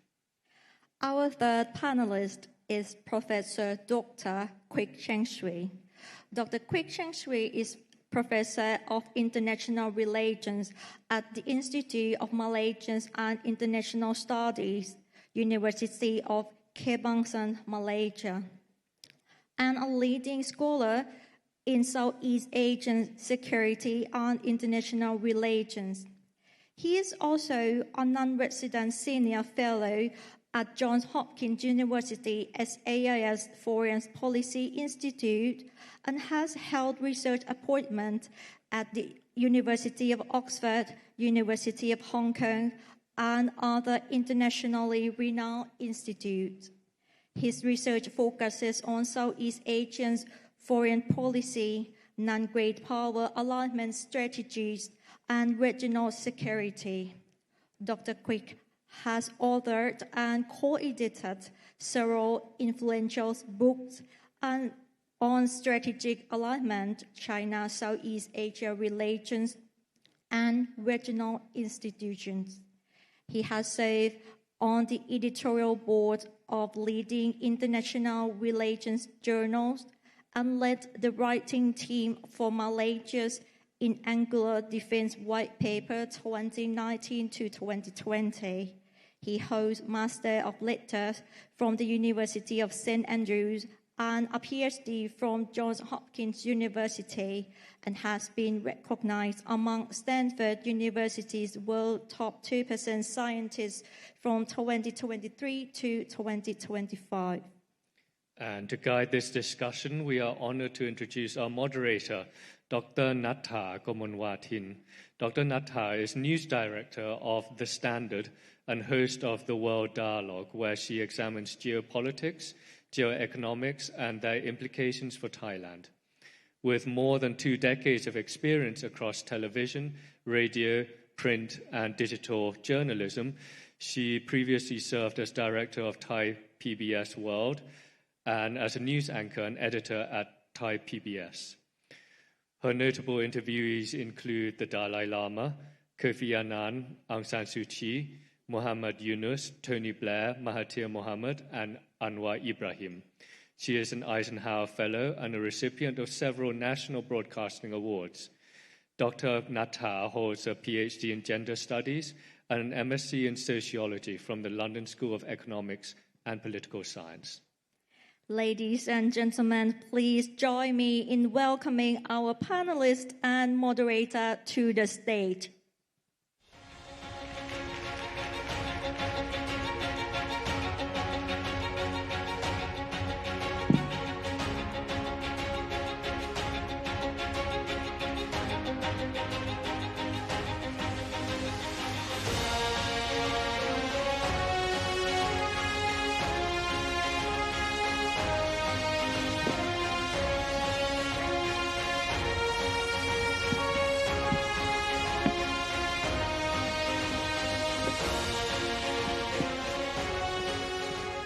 Swadika. Good morning and thank you very much for the introduction of MC and welcome distinguished guests, ladies and gentlemen. Welcome to this panel discussion of strategic security review from global dynamics to regional security. We meet at a time of uncertain global security landscape, more fragmented, more competitive, and more difficult to navigate. And right now, the major power rivalry is intensifying. Economic security and national security are intertwined, and you can see how technology has driven new form of warfare. And competition is intense, and Southeast Asia are facing consequences in terms of AI, disruption supply chain, and critical resources and energy security, to name just a few. There are so many issues facing us. So to ask the question, what is happening in the world, probably is not enough. We need to ask, what does it mean for Southeast Asia, and how should we do about it?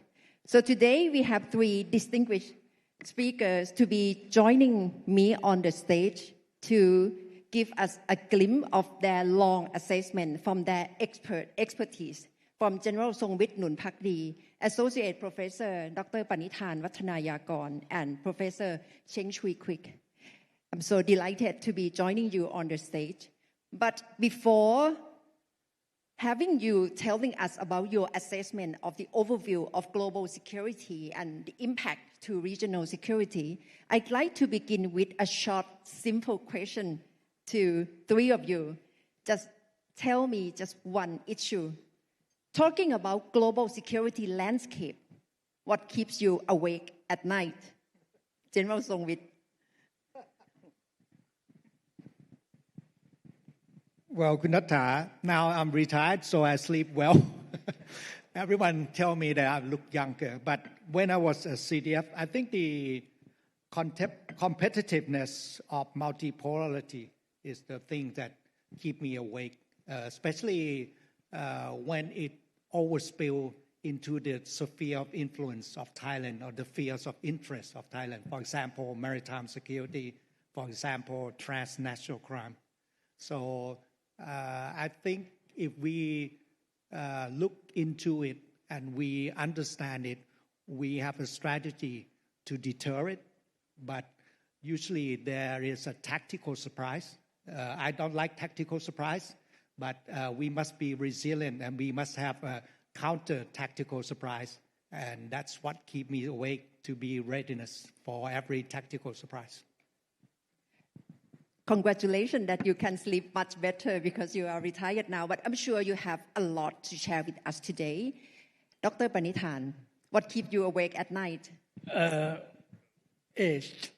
I'm getting old, so Concerning global security. I woke up in the middle of the night concerning that there are more surprises, more fast-moving events in the last few days that I saw every week, unprecedented in many ways. Iran, Ukraine, Thai, Cambodia, but then again I fell asleep very fast too, after realizing that this is not new. It's unprecedented, it's fast-moving, it's challenging, but it's not new. It's not new. This is an old challenge. I'm thinking about Heartland and Dreamland. There's an article this month in the Foreign Affairs. If you read, then you can fall asleep peacefully, assuring that this is not a new game. The rise of Germany, the rise of Napoleon in Europe is the same. It's the same. Countries in the Dreamland is now, being challenged by the countries in the heartland, China, Iran, North Korea, and alliances. And this is an old struggle, and we know who's going to win. So I'm falling asleep after that, after waking up and realizing that we shouldn't be panicked, but we should make sure that this time the confrontation as bakeries and brands in their article in the Foreign Affairs this month, suggesting to us that the challenge this time is more greater. The struggle for the international landscape will be very, very devastating if we cannot change it, if we cannot find equilibrium, if we cannot find some peace within it. But this is not new. And lastly, of course, before falling into the deep sleep, I recall Professor Merchammer's remarks in 2012 that as long as China rises, the U.S. quoted will be drive stark, raving crazy. As long as China rises, so you look at President Trump, you will not be surprised. So you fall back into sleep deeply, ready to wake up in the next day, for this challenge. Thank you. At least you can sleep well after seeing all those assessments. Professor Quick, what keeps you awake? สวัสดีครับขอบคุณครับ Dr. Nathan สวัสดีครับ Good morning everyone. Such a pleasure to join Dr. Panithan and also General Songwit in this distinguished panel. So to answer your question, let me say that at the outset, I am the type that even without or before geopolitical rivalries that have been highlighted by the two panelists, I already had sleep issue for more than a decade to take pill and all that. With what is going on, to answer your question, I would say that the uncertainty is the one single most important word and single most important source of sleepless nights for many, not just policymakers, but leaders and also analysts. And as a student of international relations, I would say that in the era that we live in, uncertainty is the only certainty and more to come. I don't speak French, but I do know that French has a very famous saying that can allow me to relate to General Songwit and also Ajahn Panithan. They say the more things change, the more they remain the same, and that's very much highlighted. But however, I do want to unpack the uncertainty in this current context by saying that, yes, there are some continuity, rivalry is not new. US-China rivalry is not the first, it's not going to be the last, a big power competition. However, uncertainty that we are facing right now, it is one of the elements, emerging elements that distinguish the current scenario with what has been going on over the last 70, 80 years. So we say that uncertainty is the only certainty. What it means that either you are in the strategic industry or commercial or even the governance, It's not just about just-in-time preparation and all that. It's about just in case. We are dealing with multiple risks. I think I'll stop here for this round. Thank you. Thank you, Professor Quick, and thank you for the three of you. At least we get a glimpse of the overview of the situation of global security right now, multipolarity, same old situation, but probably in the new bottle, and how we can think about the solution, because we are currently at this juncture of so much complication happening. The world is more fragmented, highly competitive, and more conflict in different forms. So today I'd like to shape our conversation into what has changed, what should Southeast Asians do, and what's the consequence on Southeast Asia, and what should we do about it. So I'd like to begin this assessment with you, Professor Dr. Panithan, in terms of seeing overview of global security, which has changed, being more fragmented and having more competition, especially between the US and China, major power rivalry. What's the implication for the region, global region and Thailand? In this, thank you. I think this is a very important question. What to do? We know what is taking place, but what to do is more challenging.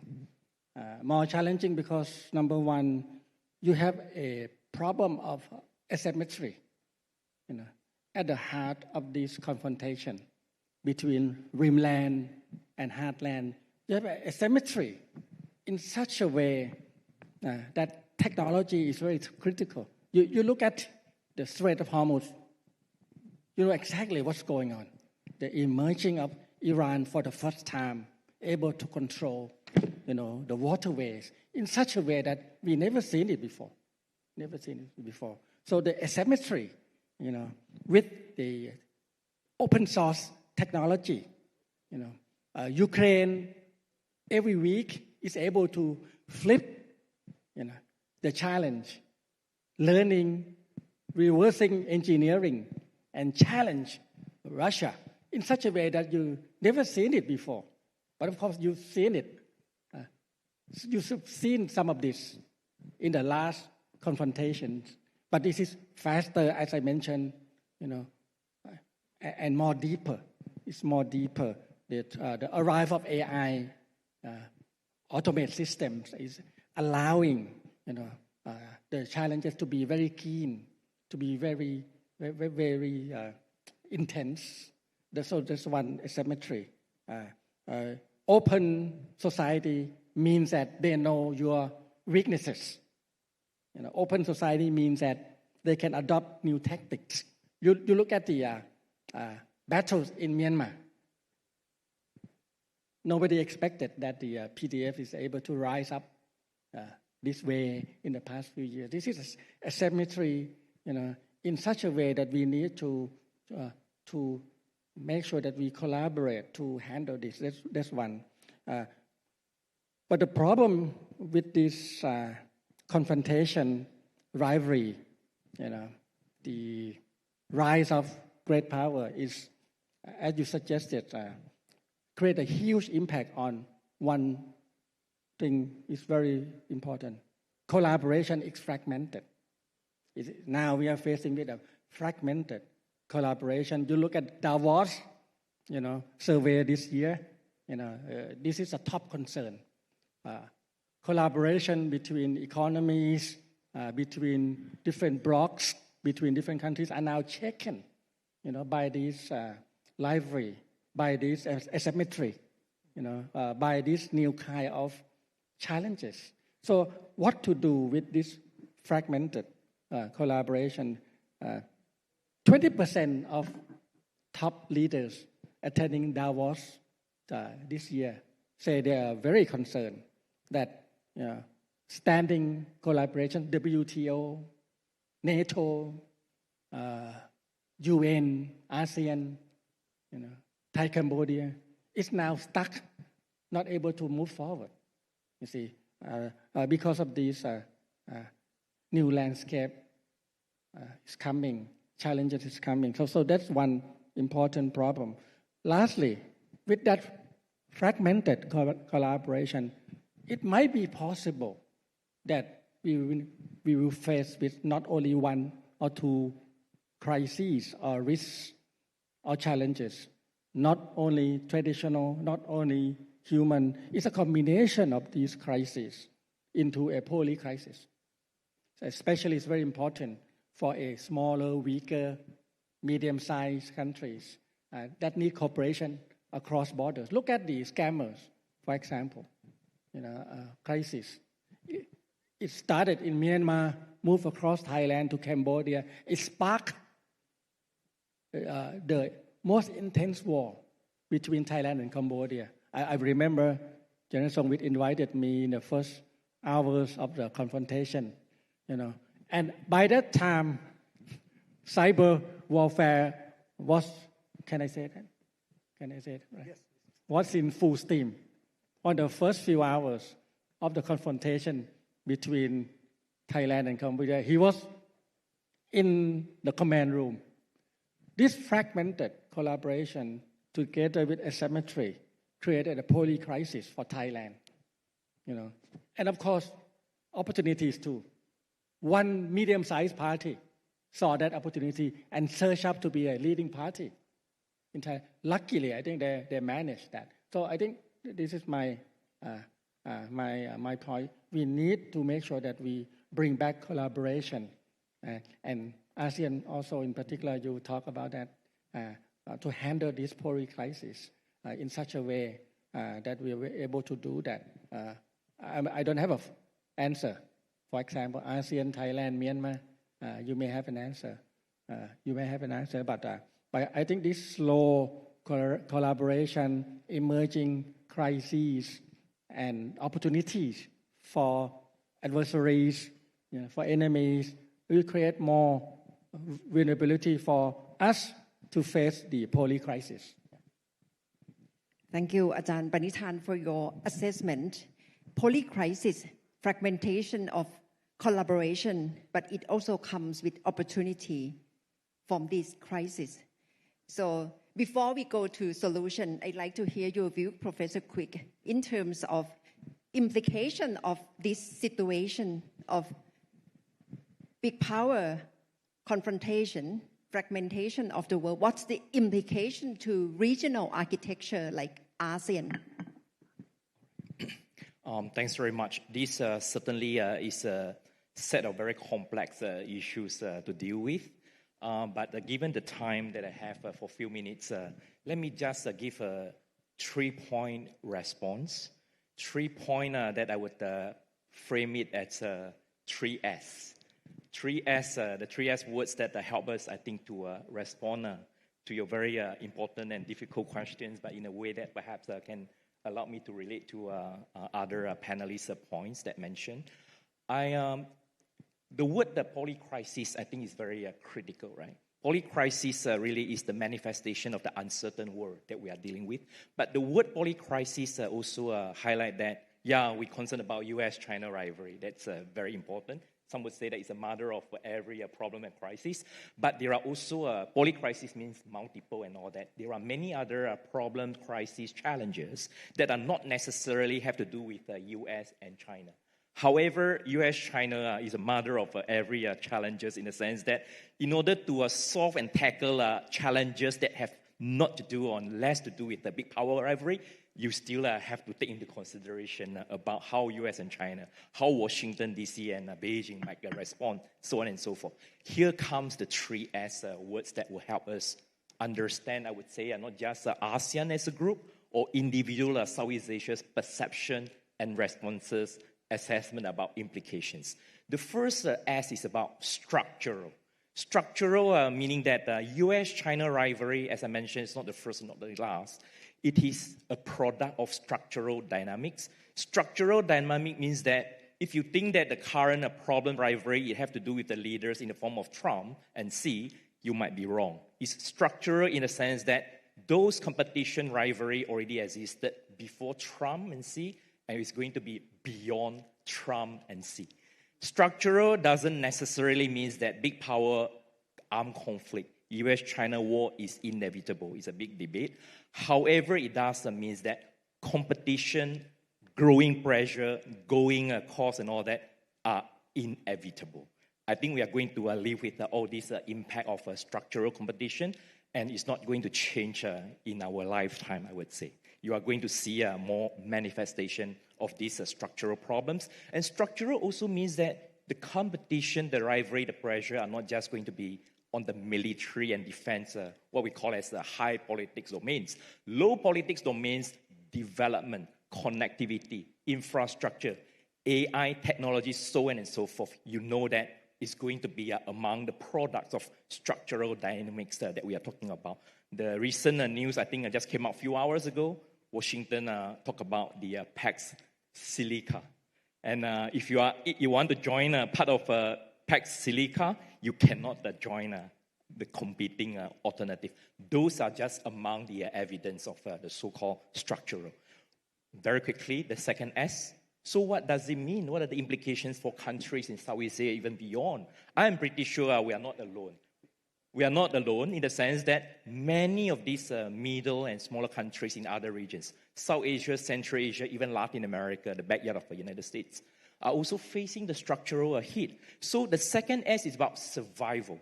And survival is not just the traditional, the traditional invasion that we are seeing in Ukraine, in Iran. And survival is not just what we are seeing in Venezuela, right? Leaders are sleeping, and you're not, immune for any other challenges, right? Survival also means economic security. The tariff, the technology restriction, sanction, counter-sanction, are among part and parcel of the survival that we talk about. I think that this echo to what the defense minister mentioned during his opening remarks. Then finally, I think the last point, the third S, is really about the strategic autonomy-seeking responses. So under this structural pressure, the survival instinct, so what are we going to do? I know this is something that perhaps we can leave it to the second round, but I wanted to mention that strategic autonomy clearly is what many leaders, policy makers have in mind. How are you going to assert your autonomy at a time when big power rivalry are intensifying? The pressure for you to stop the so-called neutrality or neutrality plus are going to grow. How are you going to assert your strategic autonomy? And I think ASEAN certainly is insufficient but indispensable part of the equation. We can deal with that perhaps later on. But I do want to say that the ASEAN Plus mechanism are essential, not sufficient part of the survival-driven self-autonomy responses at the time when all countries are also pursuing some form of alignments, and I would say multi-alignments in one way or another. The final point to say before the next round, I guess, and before General Songwit is that I think these days, countries who want to assert strategic autonomy, they are pursuing non-alignment, not taking sides as the policy ends, by multi-alignment as the policy means. Non-alignment, multi-alignment, they are not contradictory. One is the policy ends, non-alignment, not taking sides, but not taking sides doesn't mean not taking positions. How to achieve that political and policy ends? Multi-alignment in adaptive, inclusive, and active way is the policy means to achieve. It won't guarantee anything, but it is for survival. I will stop here. Thank you, Professor Quick, for 3S. Strategic, structure, strategic, and survival, which is quite essential for ASEAN survival. But let me now turn to General Songwit, because you have been working in defense for a long, long time. All your life is life and breath in defense. But to what extent, from defense perspective, what has fundamentally changed in the past 5 to 10 years from your view? Because we see so many problems happening nowadays. And from your overview, what has changed? Thank you. I think we are living in the epoch of dichotomy. the differences between the global north, global south, and the east is colliding because they have different thoughts, they have different mindset, what's the interest for their country. But like the professor said, I think the most consequential structural factor of this century is the U.S.-China relationship. And then for me, as a citizen of Asia, I would like this century to be the Asian century. We should not drop this to the next generation. This is the first change. And for Southeast Asia and middle power, the traditional hedging strategy is harder to retain for the past decades and for now. The second trend I see is the rise of military power and nuclear deterrence. It's become prominent national power again. You see the rise in the GDP, in the percentage of GDP of military expenditure from all countries. This is also create a problem that now you use this mechanism to solve or to retain your national goals, your national interests.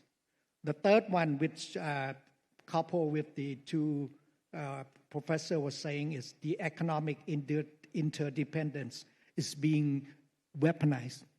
So country is not fighting only in the realm of the traditional security means the military. It also expanded to economic, diplomatic, and information campaign or sphere of influence. And the fourth, which I'm in line with the two professors, is the international institutions are losing conflict management capacity. The UN, especially the UN Security Council themselves, has major power division in themselves. The ASEAN architecture limits the collective response. We don't really agree on a critical issue, for example, Myanmar. And that's created a lot of mini-lateralism that has been formed. The newest one is the mini-lateralism between Pakistan, Saudi Arabia, and Turkey. You can call it a new group of pan-Islamic group. And the fifth one, which is the mega trend for me, is the strategic compression. The great power competition goes down to all areas. It's a holistic compression. And countries it will be really hard or will have to risk their strategic objective to be involved in that strategic compression or to break through. And we talk a lot about the flashpoint, geolocation of the flashpoint, for example, South China Sea, the Taiwan Strait, the Korean Peninsula, Myanmar, so on and so forth. But I want to take you to think about the future potential flashpoint, which is space, advanced technology, critical minerals, and undersea cable. These are the flashpoints that we are not really prepared. You asked me about how well I sleep. When I was a CDF, I went to Shangri-La Dialogue, and they talk about undersea cable. And I look back to my Navy. Do we have any capability to protect undersea cable or connection? And I would say that we have very little awareness of what's going on the sea, on the subsurface. So this kind of flashpoint will grow, space will grow, because space, whatever happens in space will have an effect on terrestrial events. For example, timing, positioning, navigation. For advanced technology, mining is done in one location, logistics is done in another location, refining is done in another thing. So there's a lot of ability to take advantage of all those nodes that connects to how you use the rare earth to make advanced weapon or to make advanced commodities. So that's the flashpoint. And my last point is all this is intertwined. So when you go to a modern warfare, we bring in both a conventional military platform, but also we bring in all other things, for example, information and cognitive warfare driven by AI-enabled warfare, meaning the speed is faster. We want to win by letting the others know that whatever their objective is, it can be deterred.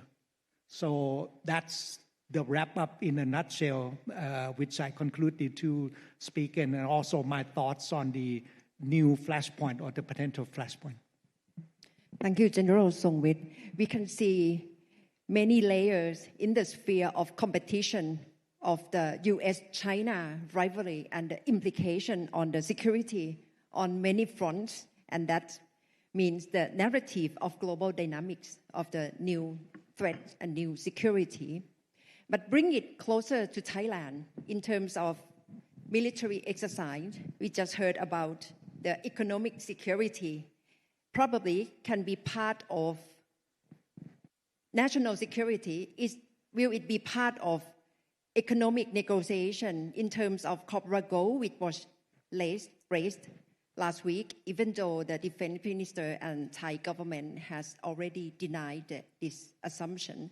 But from your view, how do you see this can be the future, whether the military exercise will be part of economic negotiation? What's the leverage? What's your take on this? Because it's closer, very much close to Thailand. I'd like to hear your view from both of you. You first. I think it's important to bring all factors into a new calculation to achieve a better balance, a better equilibrium. You talk about the weight about the U.S.-China rivalry. I would add U.S.-Russia, on nuclear weapons.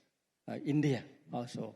I don't believe that we can neutralize them, stabilize them. I don't even think that they themselves, judging from the summits this year, can achieve stability on their own. I think we need to think how we as a global citizen can achieve a better equilibrium. I'm talking about Professor Nash equilibrium, three multiple players, where no one will try to kill each other, but everyone try to play the game, to create the stability.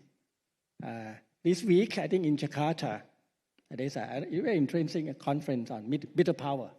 Middle power, I think Indonesia hosted middle power. But I don't believe that middle powers can do much to stabilize this U.S.-China rivalry. China themselves, I don't even know they can control whatever going on in that country. India also. So I think it's important to bring a new concept to neutralize, at least to slow down the confrontation, to turn away into a peaceful path. And there are many formulas, many proposals, but I think to me the most important, most interesting is a new equilibrium between all players. And I listened to this week to Mr. Utan's grandson talking about turning the direction by the United Nations. He's a grandson of Myanmar UN Secretary many years ago. He's now back at the center stage, talking about how the United Nations can push the great rivalries into the right direction. I'm not so sure, but I hope he's successful. But to me, Thailand, Pakistan, Thailand in the past, Pakistan, Vietnam today. I listened to Vietnamese president at Shanghai Dialogue. I suddenly realized that he's trying to achieve a better equilibrium. The one that Thailand talked about it 10 years ago, 2016, at the Shanghai Dialogue. I returned to Shanghai Dialogue this year in Singapore, listening to that speech in practice. And suddenly I realized that Vietnam is now moving to achieve a better equilibrium. If you listen to Thailand's the first proposal of strategic new equilibrium for the region 10 years ago, you realize one you recognize one, you remember one sentence, common ground for common goals. I think Vietnam is now finding common ground for common goals for the US and China, vis-a-vis Vietnam, and vis-a-vis maybe Asia Pacific. Thailand used to do that during two world wars, during Cold War, during Indo-China Communist wars. But we have lost that. We have lost that, and we are now trying to bring it back in terms of diplomacy 2.0. You attended that diplomacy 2.0, or now the Ministry of Foreign Affairs clarified to be the calibrated re-engagement, beginning with Myanmar. So, in short, I think it is very fast-moving event, so fast. So, if you remember, the National Security Council of the U.S. toward the end of the Biden administration, released a report suggesting that we are now fast moving into World War III, faster than expected. And how fast? Truth API of President Trump's family can tell you that now calculations in international politics is calculated in nanoseconds, because Truth API, the new service that you have to pay, the standard have to pay to buy that, will pick up the events that changing the dynamics that you're talking about. This structural competition dynamic is so fast, in nanoseconds, so fast that President Trump, and now I think we have to return to what President Trump is doing in the Trump anarchy year this year, to get control of this dynamism. Truth API will calculate the impact on markets, on investments, and on social issues in nanoseconds, faster than any human can calculate. But I think in the end, you're correct that we need to bring our human intelligence into this calculation. But Thailand, I'll touch about this next round. Thailand was able to achieve that strategic equilibrium, in the past decades. Now Saudi Arabia, Turkey, Pakistan is trying to do that. It's a dangerous game of deterrent, but I think they're also trying to achieve the equilibrium, with Iran, with China, who's backing Iran, Russia is backing Iran. I hope they're successful.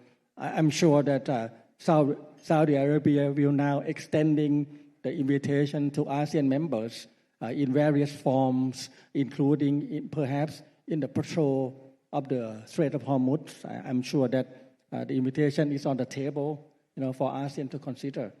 I don't think we can balance these dynamics alone, but at least we can engage in the equilibrium alone first. You see, Balancing Act, the standard just released a new report this month that Thailand is maybe doing a new balancing act. I don't think we have enough weight to do that, but at least we can recalibrate, the win-win situation for U.S. and Thailand. This is why COPOCO is now back into the calculation.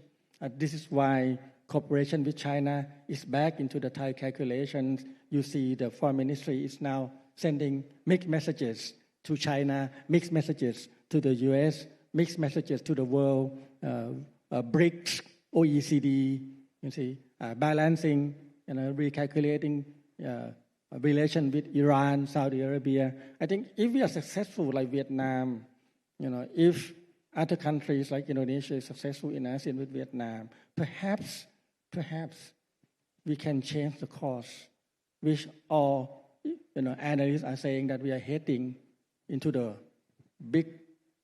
biggest confrontation between the two rivals. But I'm not so sure. But this is a very challenging time indeed. Yeah. Thank you, Professor Panithan, on strategic equilibrium. What about you, General Songwit? From your assessment, how much do we have as strategies to recalibrate in the world of rebalancing? Because Thailand needs so much leverage in this new rebalancing. What's your take? Can I go back to the question about tariff and copper gold leverage? Sure. And I'm not speaking for the government or the armed forces. I'm retired. But I still have my comrades in arms in this room. I think all military engagement now is very valuable. But we have to think about what mutual benefit we gain from all those engagements, whether it's with U.S., Singapore, Malaysia, China. And we have to design the training to benefit both. Last year, I took you with many reporters and many academia and politicians to see the copper gold. It's not pro-U.S., but I want to prove to our politicians what is the worth of military coming together, 30 countries coming together. And they were surprised how much the cyber exercise has continued and how critical the training is to understand each other, to learn about new technology, to build interoperabilities between nations in cyber exercise. And the second surprise was the space exercise we have done for 3 years now. How much space is interconnected to the multi-domain, air, land, sea, cyber, and space. And now they have a broad new understanding of what the military exercise is. It's not just army coming or military coming together trying to form an alliance to deter something. Actually, we're trying to deter conflict itself, or we're acting to protect the resiliency of the critical infrastructure of our country. So I think if you see this as a valuable asset, it's not about the leverage that we say that if you tax us, we will stop the copper gold. It should be that we use copper gold as the leverage in terms of what way can we do better together, meaning us and U.S., how can we uplift the training to matter most to protect against emergent threat that we don't know yet. And I think that's the value of copper gold and other engagement. For example, I went to China to Zhanjiang on a special operation kind of training called Aman Yuyi. Aman Yuyi is actually Malaysia and China. That was the first time I saw the robot dog being used in urban warfare. So that's the technological advancement that we experience. So this kind of engagement and exposed to new technologies, new way of warfare, you cannot gain anywhere but to incorporate that with other countries. So that's about the copper gold and tariffs. So at the end of the day, I told you as people who are still connected with the armed forces, both on the U.S. and on the Thai side, the claim by Bloomberg is groundless. They heard it from someone not in the security community for sure. I can affirm this to the friends here. And then copper gold this year will be much better because all eyes will be on copper gold. Back to the other question about what can we do, what strategic goal can we have to help to secure peace in this region. I think people in Thailand talk about the geolocation of Thailand being connected, and we are connected. We are connected. If you look in ASEAN, you can separate it to the land state and to the sea state. And Thailand is in the middle to connect the land and the sea. They have different views. So Thailand has to be the go-to node that connect the perception with sometimes they see the threat differently. For example, the sea state will see the maritime state, the land state with the other things, for example, transnational crime, drug trafficking, natural disaster, things like that. So I think Thailand can play a role as not a mediator, but the medium that people go in, the venue that people come and talk, just like Thailand Security Dialogue. This is the first one. The second one, if we want to be relevant in the global affairs, we need to build capacity. For me, and I'm sure if Mr. Siasak listened to me, he would be not very pleased. But diplomacy can create a room, a space to communicate. But the driving force of the nation, it must be your own capacity. Capacity in technology, capacity in economy, capacity in formation, capacity in the military or security apparatus. So if you don't build this in time, and you think that the capacity that you have is enough for the new era of warfare, I hope you look back to that again, you think again, because it's not so. For example, AI, when they come into Thailand, AI, Jason Wong said they have 5 layers: infrastructure, power, chips, models, and application. We have none of that in Thailand yet. We have power, yes. We have one, power. But the infrastructure, for example, a big cloud service, the chips we don't have at all. The language model we don't have that is designed by Thai. Application for sure we don't have. So if we want to be a hub for AI, we need to invest in human resource. We need to reskill, reshape our workforce to understand AI. So this is what I mean about capacity building. Thank you very much. Thank you. Still a long way to go for Thailand to increase capacity on every front. So let me turn to you, Professor Quick, regarding hedging, because it's the thing that Southeast Asia try to maneuver between the major power competition, especially between the US and China. And Southeast Asia often says that we don't want to choose sides. But do you think that we would have come to a point that hedging would stop being hedging? And finally, we'll have to think about choosing finally.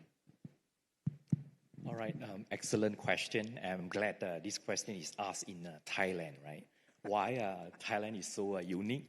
Because we know that Thailand or Siam is the only country in Southeast Asia, ASEAN 10, ASEAN 11, that is not being colonized. It's not by luck or coincidence. We know there are reasons. So students of IR like to use the word hedging or strategic hedging to explain Thailand and why other countries in the same neighborhood is doing something similar. And therefore, let me make 3 points to answer this very tricky question. First point, I do understand that hedging as a concept is new in the study of international relations, but it is not a new behavior. Siam, Thailand has been described by those who study and write about hedging as master hedger in Southeast Asia. Some say that Vietnam is now the modern day hedger, right? Thailand, in a way, you still have the hedging DNA. Look at how you do copra gold on the one hand, but you are also doing a lot of military exercises and military cooperation with China. And you are actually the first to have done that, right? 1970s, in the light of Nixon doctrine. And Soviet-backed Vietnam threat is there. You are the front line. And what are you doing? You are doing the alliance plus, right? US-Thailand alliance is still there until today. But there is no military base. You have exercises to maintain that. But you have also forged de facto alignment with China. So all those are in evidence that you might like the word hedging, but hedging is a reality and not a new reality. It has always been there. So first point, hedging is a new concept, but not a new behavior. And Thailand is the best example historically. Vietnam and many others are latest example that we can see the evidence of hedging, right? That's first point. Second point, again, as an academic that deal a lot with those in the uniform and also policy circle, I understand that hedging is a misunderstood concept. It's a misunderstood in the sense that many, especially in the policy circle, will see hedging as a negative term because of the misperception that hedging means that you are indecisive. Hedging means that you are opportunistic. Hedging means that you are speculative, so on and so forth, right? So in my work, in my writing, and including a recent book published by Cambridge, Theorizing Hedging, I make it clear that those are misperceptions, but the reality is that, and this is my third and final point, hedging is best described and understood as it's an insurance-seeking behavior. Insurance-seeking behavior, why is that? Because of there is a structural dynamics. US-China rivalry, as I mentioned, is not the first and not the last, the big power rivalry, but it's structural in the sense that their action-reaction will have top-down impact on all of us that would affect your survival. You cannot stop US-China rivalry from competing. And survival-driven means that hedging is an insurance-seeking behavior in the sense that as things become more uncertain, you need to do more rather than do less to hedge the kind of a risk. And it's not one risk, it's multiple risks. To cut the long story short, what kind of risk? Risk of abandonment. If you put all eggs, you stop hedging, means that you side with one against the other. You put all eggs in one basket, you face the risk of being abandoned. Today, US allies in the Middle East, in Europe, in some other parts of the world are worrying about Trump 2.0 means that they cannot expect the kind of certain alliance support that they used to, right? Thailand would be the one that is qualified to say that you learned that during the late 1960s because of the Nixon doctrine and what is going on in the 1970s. So Thailand is the first alliance plus country. Today, I think US ally, the NATO countries, Northeast Asia, Japan, South Korea, so on and so forth, are doing alliance plus, right? So those are indicators that the country try to diversify because of the risk of being abandonment. But this risk of abandonment is not the only risk that we talk about or worry about. It's also, more importantly, risk of entrapment. Entrapment means that US-China rivalry might escalate into armed conflict, either over Taiwan that General talked about, or South China Sea, or anything, right? You do not want to be entrapped by any kind of possible conflict that would affect and destroy you as a sovereign state in more than one way. And therefore, you also know that externally you have this risk of strategic abandonment, strategic entrapment. Domestically, my US friends like to say that all politics is local. Domestically, let's face the fact that even when Thailand is the only country that was not colonized, but you know that we all have the post-colonial mindset, right? Post-colonial mindset in the sense that you want to be your own master, rather than make your own decision, rather than being pushed around or pressured by other countries. Because of domestic expectation is that you need to assert your autonomy as much as possible. So hedging is like insurance seeking in the sense that you know we all buy insurance. Insurance cannot stop bad things from happening. You still buy insurance in the sense that when bad things do happen, if US-China rivalry escalates into armed conflict, your insurance and multiple insurance will allow you either to reduce the loss, still cultivate contingency, one of the many things that was highlighted earlier in the morning, and you can form some kind of alignment with some like-minded countries or possible countries in order to mitigate the challenges that you're going to face over the other. I hope these 3 points answer your very important and complex question that I think the debates are still ongoing. I still want to pursue a little bit further. If major confrontation between the US and China really happen, can hedging become real insurance to make Southeast Asia remain outside that confrontation? Yeah, I think I kind of preempt that question, tough question, by saying that the best way to see hedging is insurance seeking, right? And I did highlight towards the end that buying insurance won't immune or won't prevent you from facing the very bad consequences, risks that you are worried about. And even when bad things still happen after you have invested in some insurance, you will continue to buy insurance. Why is that? Because the alternative is even worse. Some say that hedging is not sustainable. I agree. Nothing is sustainable. There is no, sustainable and then permanent policy, right? No. As things change, you adapt your policy choices, right? So hedging allows you to adapt accordingly. And you could see a lot of dynamics, right? Just now we mentioned the example of Thailand, but let's go beyond Thailand, right? Indonesia, Vietnam, and many other countries. Vietnam recently pursuing a 3+3. I think the first country in the region and beyond with China, right? But at the same time, they also Vietnam continue to enhance and also actually expand alignment, multi-form of alignment without alliance with US, with Japan, Australia, all those countries that have concern with China. But earlier on I mentioned, it's about non-alignment by multi-alignment. So Vietnam knows that in order for them to ensure not taking sides, the approach, insurance-seeking behavior is multi-alignment in the sense that as they develop military alignment without alliance with US and like-minded countries, they also need to have some similar arrangement with China, party to party, 3+3, so on and so forth. Indonesia do something similar. Recent weeks, you read news that Indonesia and Australia form an alignment. But that alignment is not alliance because there is no mutual defense commitment. But we also read news just a few days ago, Indonesia and China are having military exercises. So all these are evidence that are still ongoing and expanding, not just in Thailand, but also the neighborhood and beyond, that countries are pursuing multi-alignment in the sense that you want to diversify your partnership. But the bottom line, as I mentioned, is alignment without alliance. Because if you go into alliance, you expose yourself to abandonment, you expose yourself to entrapment, you expose yourself to a domestic resentment that, hey, why are we following one big power against the other at our own domestic expenses? I hope that responds. Thank you, Professor Quick.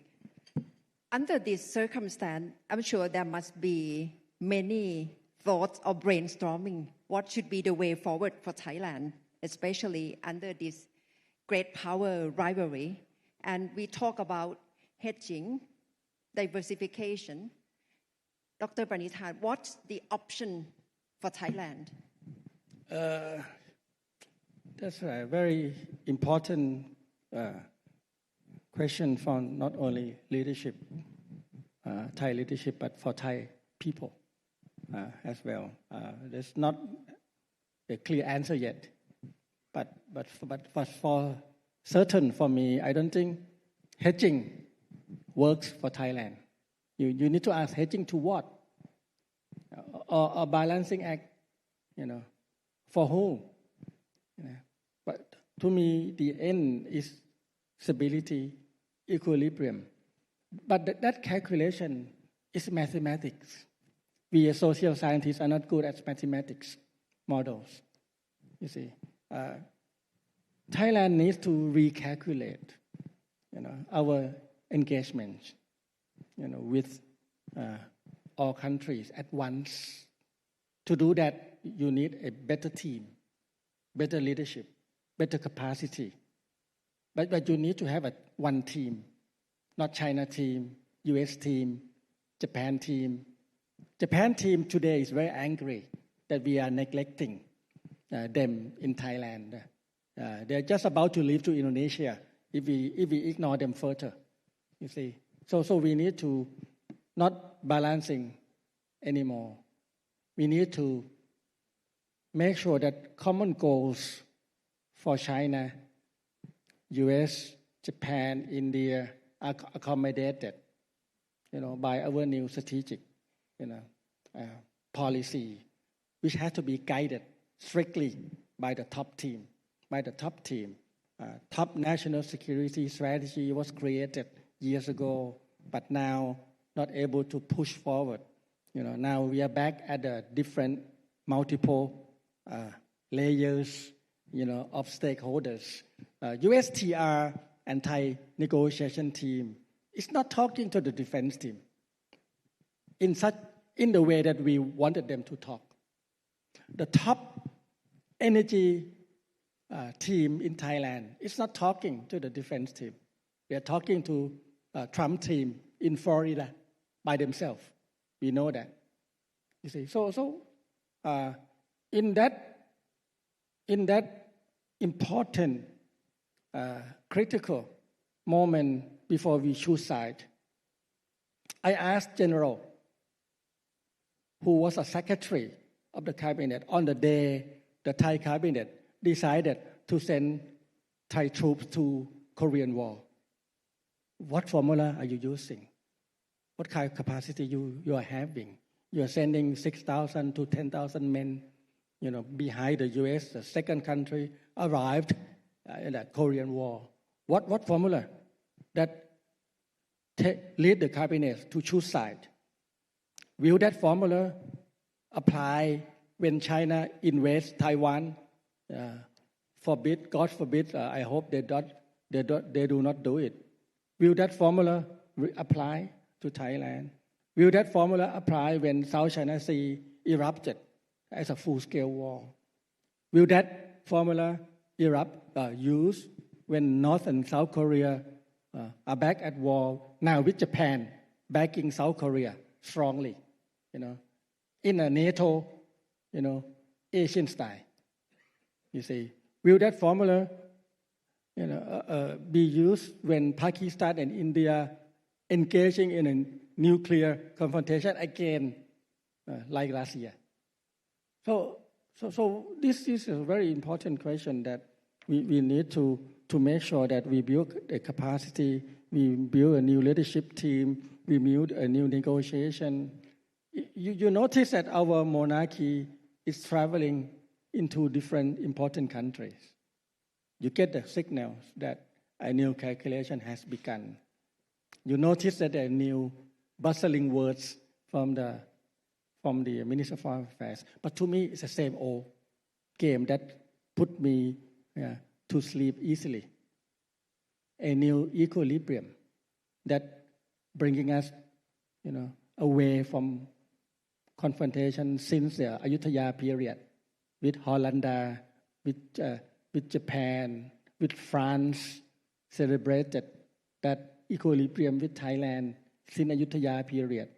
And then you move into the Chinese Ratanakosin period with the balancing, of the first arrival of the U.S. team during Rama III. That's the equilibrium. Look at those communications between our Rama III, the first country in Asia that signed a treaty of amity and cooperation with the U.S. even before the civil war in the U.S. was concluded. We offer a cooperation to assist Lincoln in that war. It means that our Thai team was calculating that equilibrium using human brain, not AI, from the beginning. But we're now getting, too slow, too lazy, maybe if I can use that word, to use that human intelligence to recalculate our balance. Hedging is a nice word explaining the act.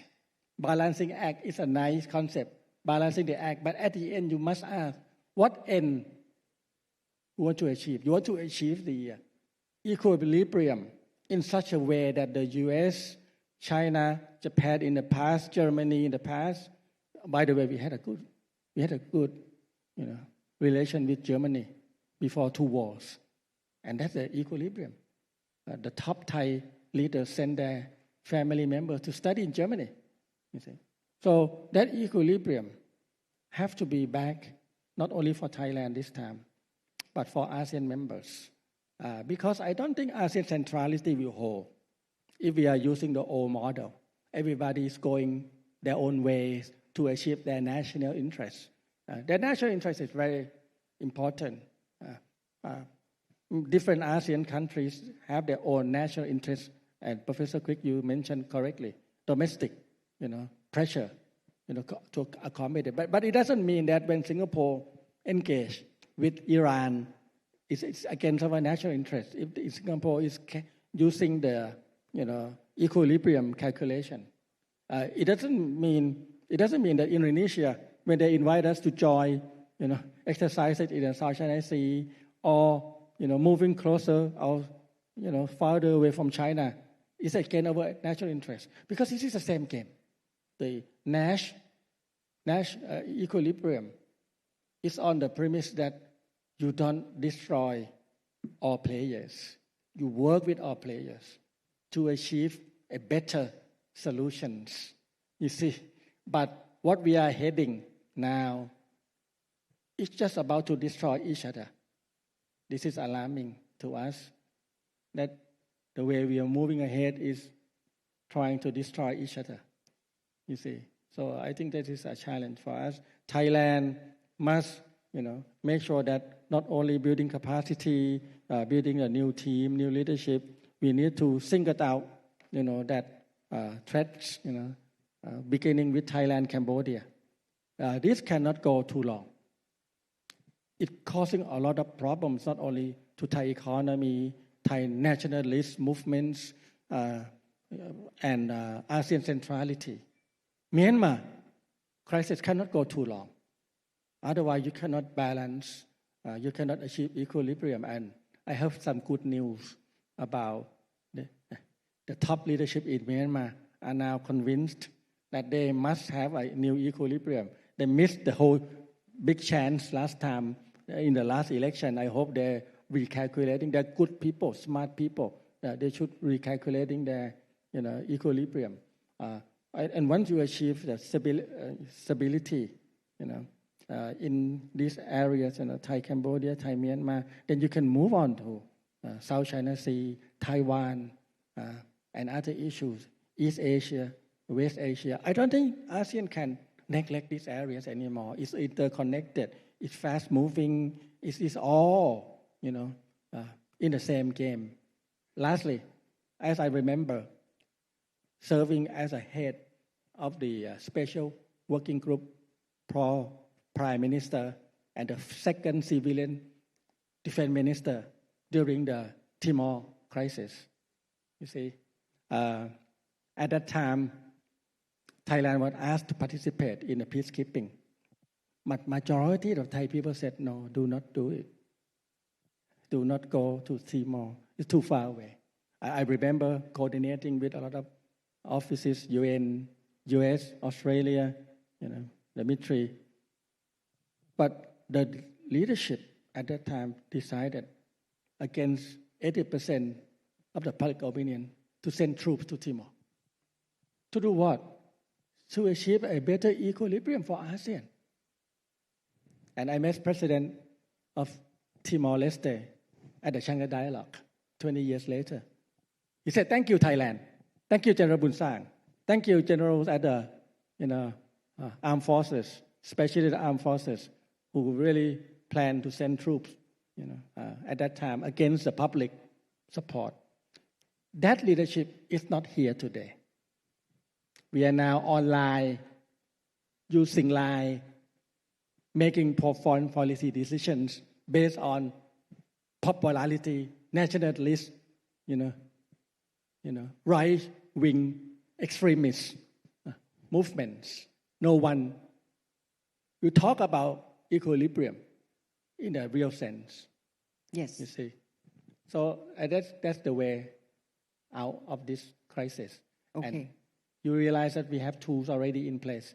National security strategy is a tool supported by Thai Constitution, but now undervalued by bureaucracies, undervalued by people who have no knowledge about this equilibrium and national strategy, undervalued by many people who are threatened that we now have to move to the higher, stake games. Lastly, I'm reminded before passing, of Dr. Suvin Pitsuwan.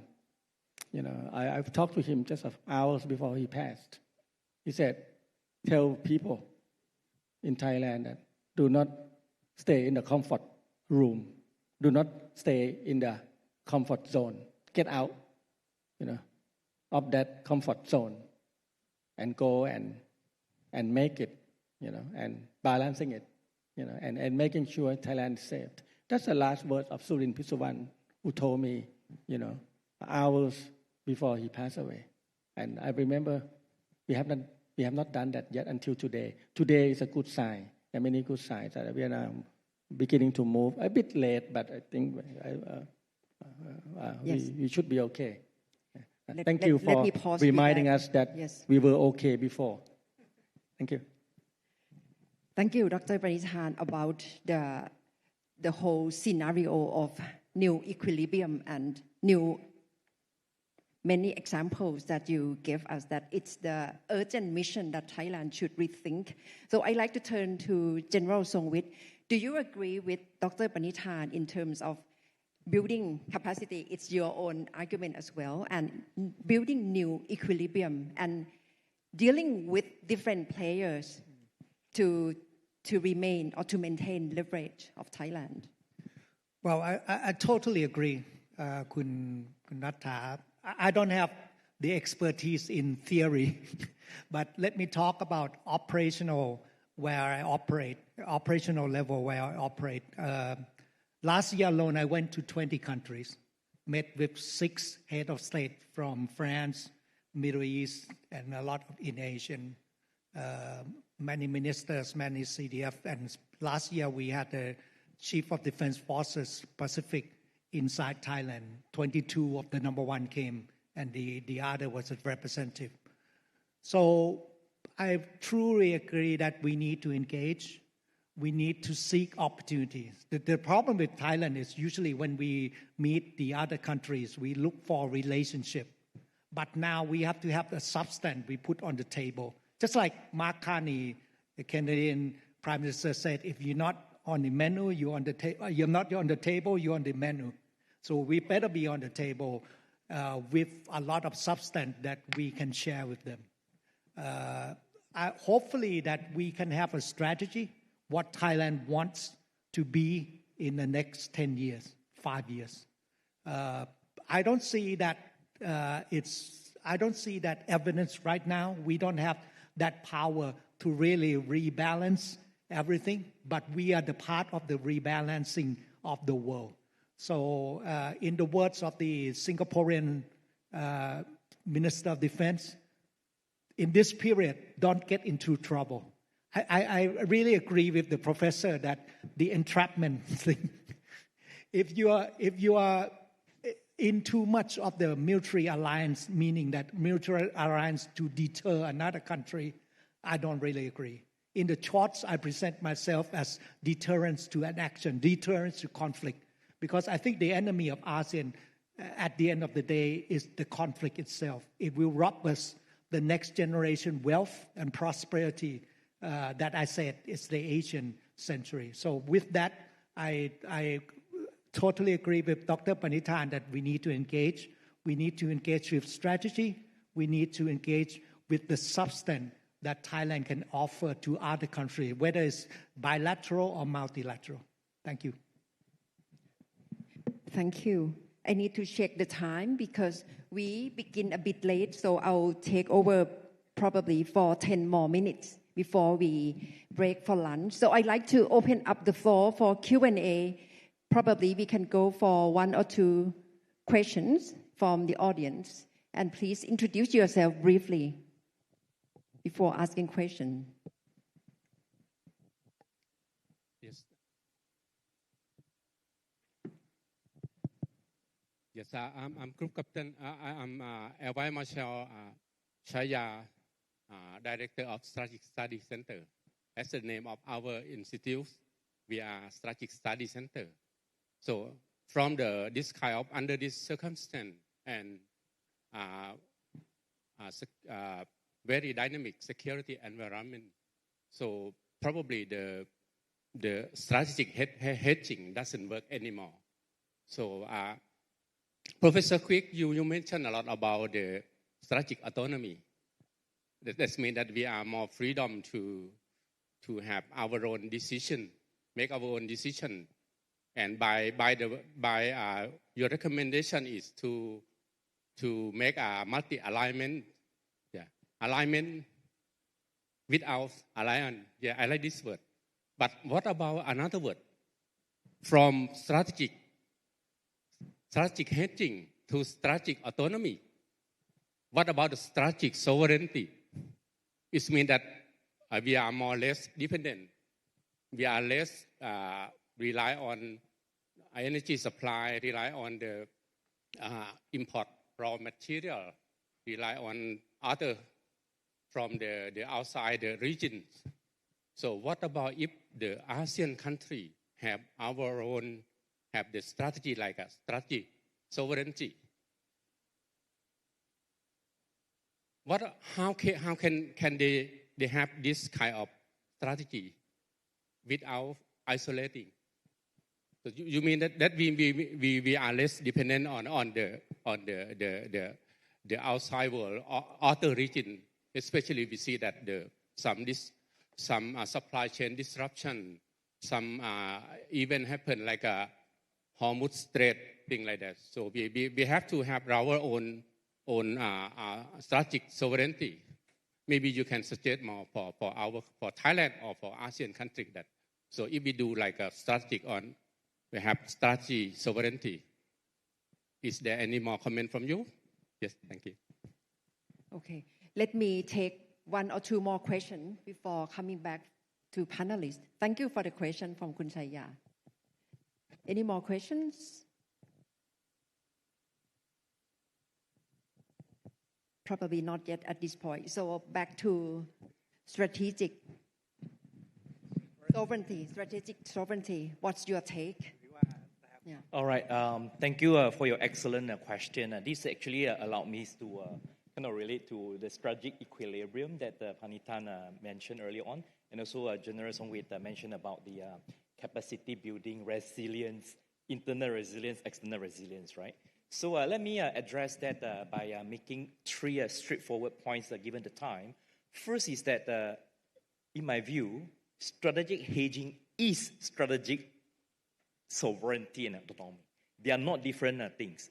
It's a means to an end. Because eventually all countries, Thailand, other ASEAN countries, and elsewhere, you all want survival. We talk about the word, the S word, right? And survival means that it's not just about territorial security, integrity, but also about eventually prosperity, right? Economic growth, and fundamentally sovereignty. You make your own decision. Make your own decision, that's my first point. Second point, make your own decision doesn't mean that you can say no to big powers, any big power A or B all the time. No, it's give and take, right? I don't have to be a person in uniform, military soldiers, to know that I think the basic point in strategic studies is that you don't have to fight every battle.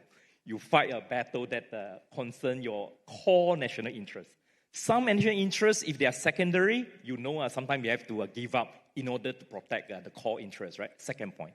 Third point, and finally, about strategic equilibrium and resilience is that strategic equilibrium does not necessarily mean rough parity. Like, there'll be two contending. That can be even more dangerous.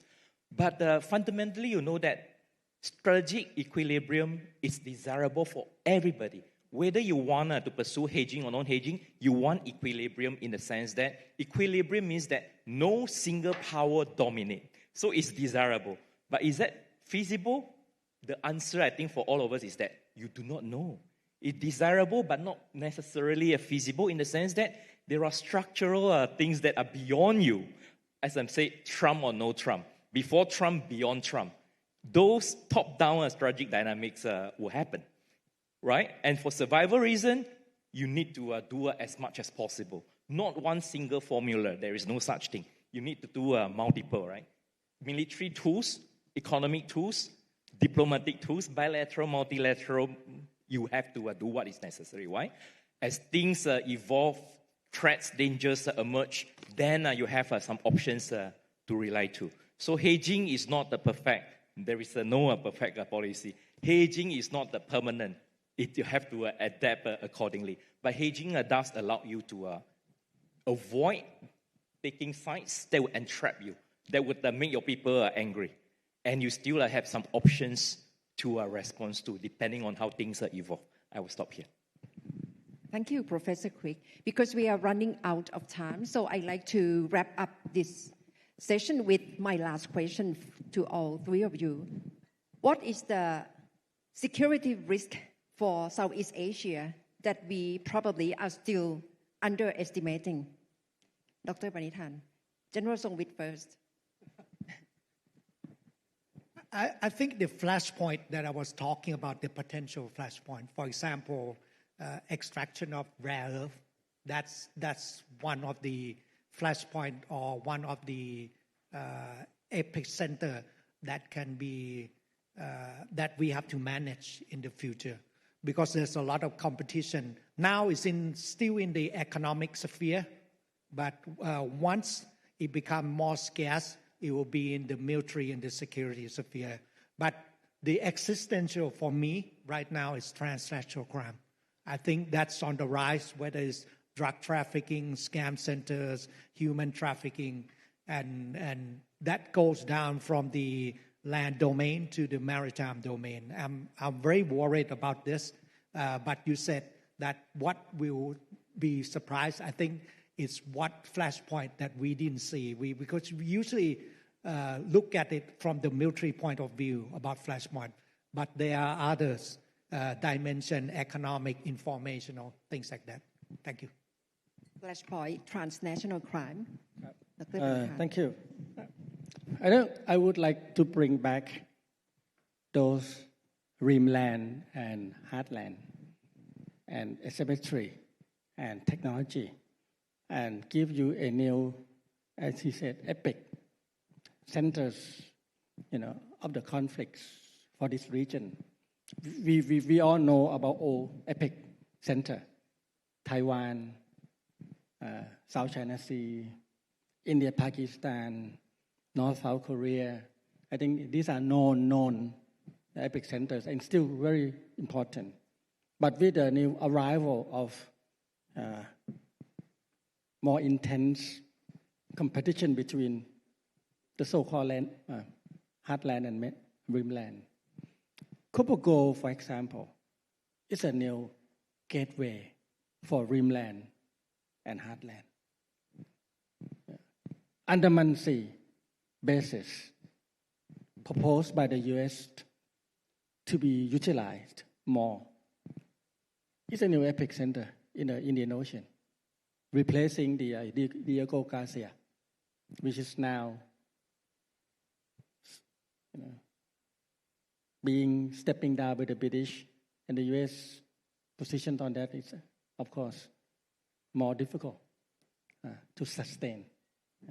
So I would say for this group that your job is to make sure that our Kopogo is a good gateway in the equilibrium sense. Not hedging to the U.S., not hedging against China. Andaman Sea has to be utilized more, for sure. This is underutilized badly, you see. And Andaman Sea will be connected to that rare earth, gateways. We are now already exporting some of the rare earths to China. It has to be rebalanced. And lastly, I will challenge you to think about the new epic center in the Malacca Strait, Mae Khong Lan Chang areas. Thinking about asymmetry, new technology, no wonder China is very concerned about Mae Khong Lan Chang. No wonder, a lot of countries, including Malaysia, Indonesia, Singapore, are very concerned about Strait of Malacca. It's going to be a huge epic center, much bigger than Hormuz. So I think we have to be looking into the new decade, making sure that capacity that General Songwit was talking about is able for Thailand to engage. We are already a smaller partner in that Strait of Malacca. We need to step up the capacity. And I reminded the Thai public that the Under Secretary of the U.S., who's the grandson of William Kobe, the CIA director, during Vietnam War, proposed how to engage with the heartland, but General Westmoreland, being a celebrated warrior as he was, against the idea of balancing that, dynamics, you see. And of course, the U.S. lost that Vietnam War, But I think the strategies of equilibrium, of Kobe and his team, who spent many years in Southeast Asia, in Vietnam, I think it's in the hands of this grandson Kobe, who just visited Thailand last week. So I think we are now coming back to the full circle, and the new game in town, is this an old game, has begun in earnest. Thank you. Professor Quick, what we are still underestimating in terms of security risk? This is excellent question that allows me to end by getting back to where I began. I began by saying uncertainty is the only certainty. And this is really the major parameter that addresses this issue, in the sense that you also know risks are everywhere. It's not just one side, one domain, multiple domains. You know known unknowns. You also know known unknown knowns and unknowns unknowns.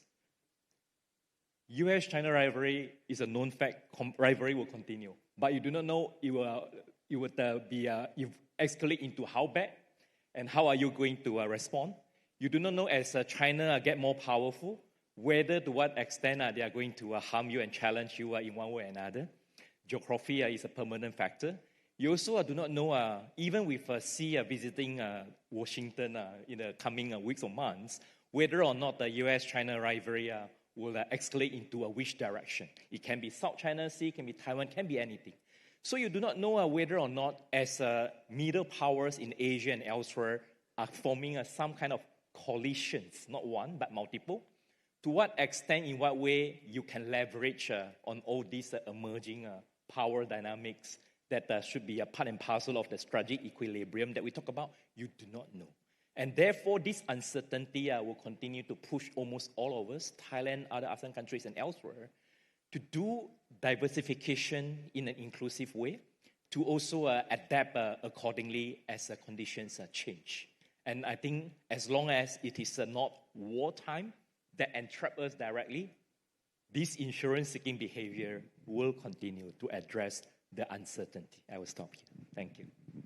Thank you, Professor Quick. So I think that there's a lot to unpack from this first panel discussion, but I'm sure all of you see how we are facing in uncertain global security landscape, and the same old model or solution probably doesn't work, and we need new solution to tackle it and to try to embrace new opportunity, as Dr. Panithan has just mentioned.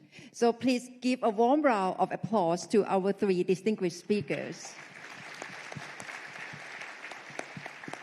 Thank you very much. And I'd like to hand over the stage to MC. Thank you. Thank you. Thank you to our esteemed panelists and moderator for the enlightening discussions. Your Excellencies, distinguished guests, ladies and gentlemen, we have just concluded our first plenary session. We hope you found the discussions as engaging and thought-provoking as we did.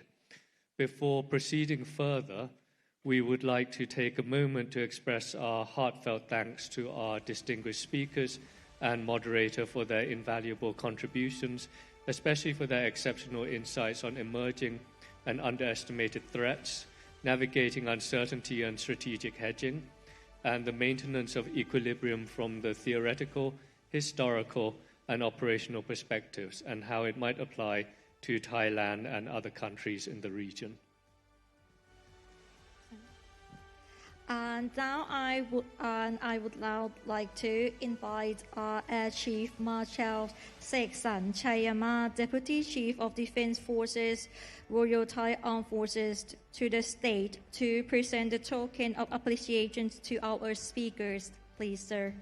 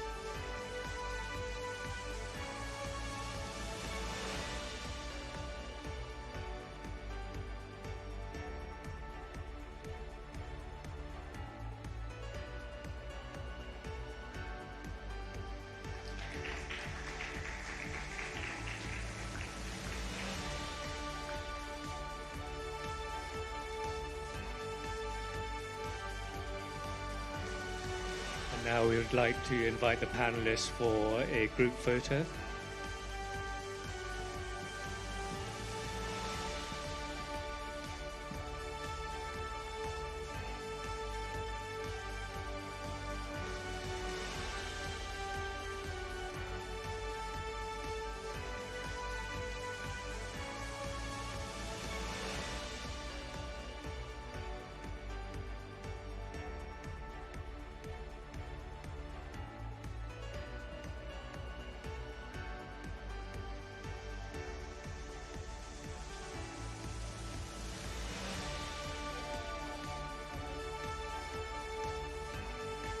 And there we go. Thank you, Chief Marshal Seksan, and our sincere appreciation to all our speakers and moderator. Your contributions have greatly enriched our dialogue today and sets us up very well for our next discussions. And now it's time for lunch at Raintree Cafe located on the first floor and Kantawat room located on the fourth floor. We will resume at 1300 hours for section 2, so thank you. Thank you and enjoy your lunch.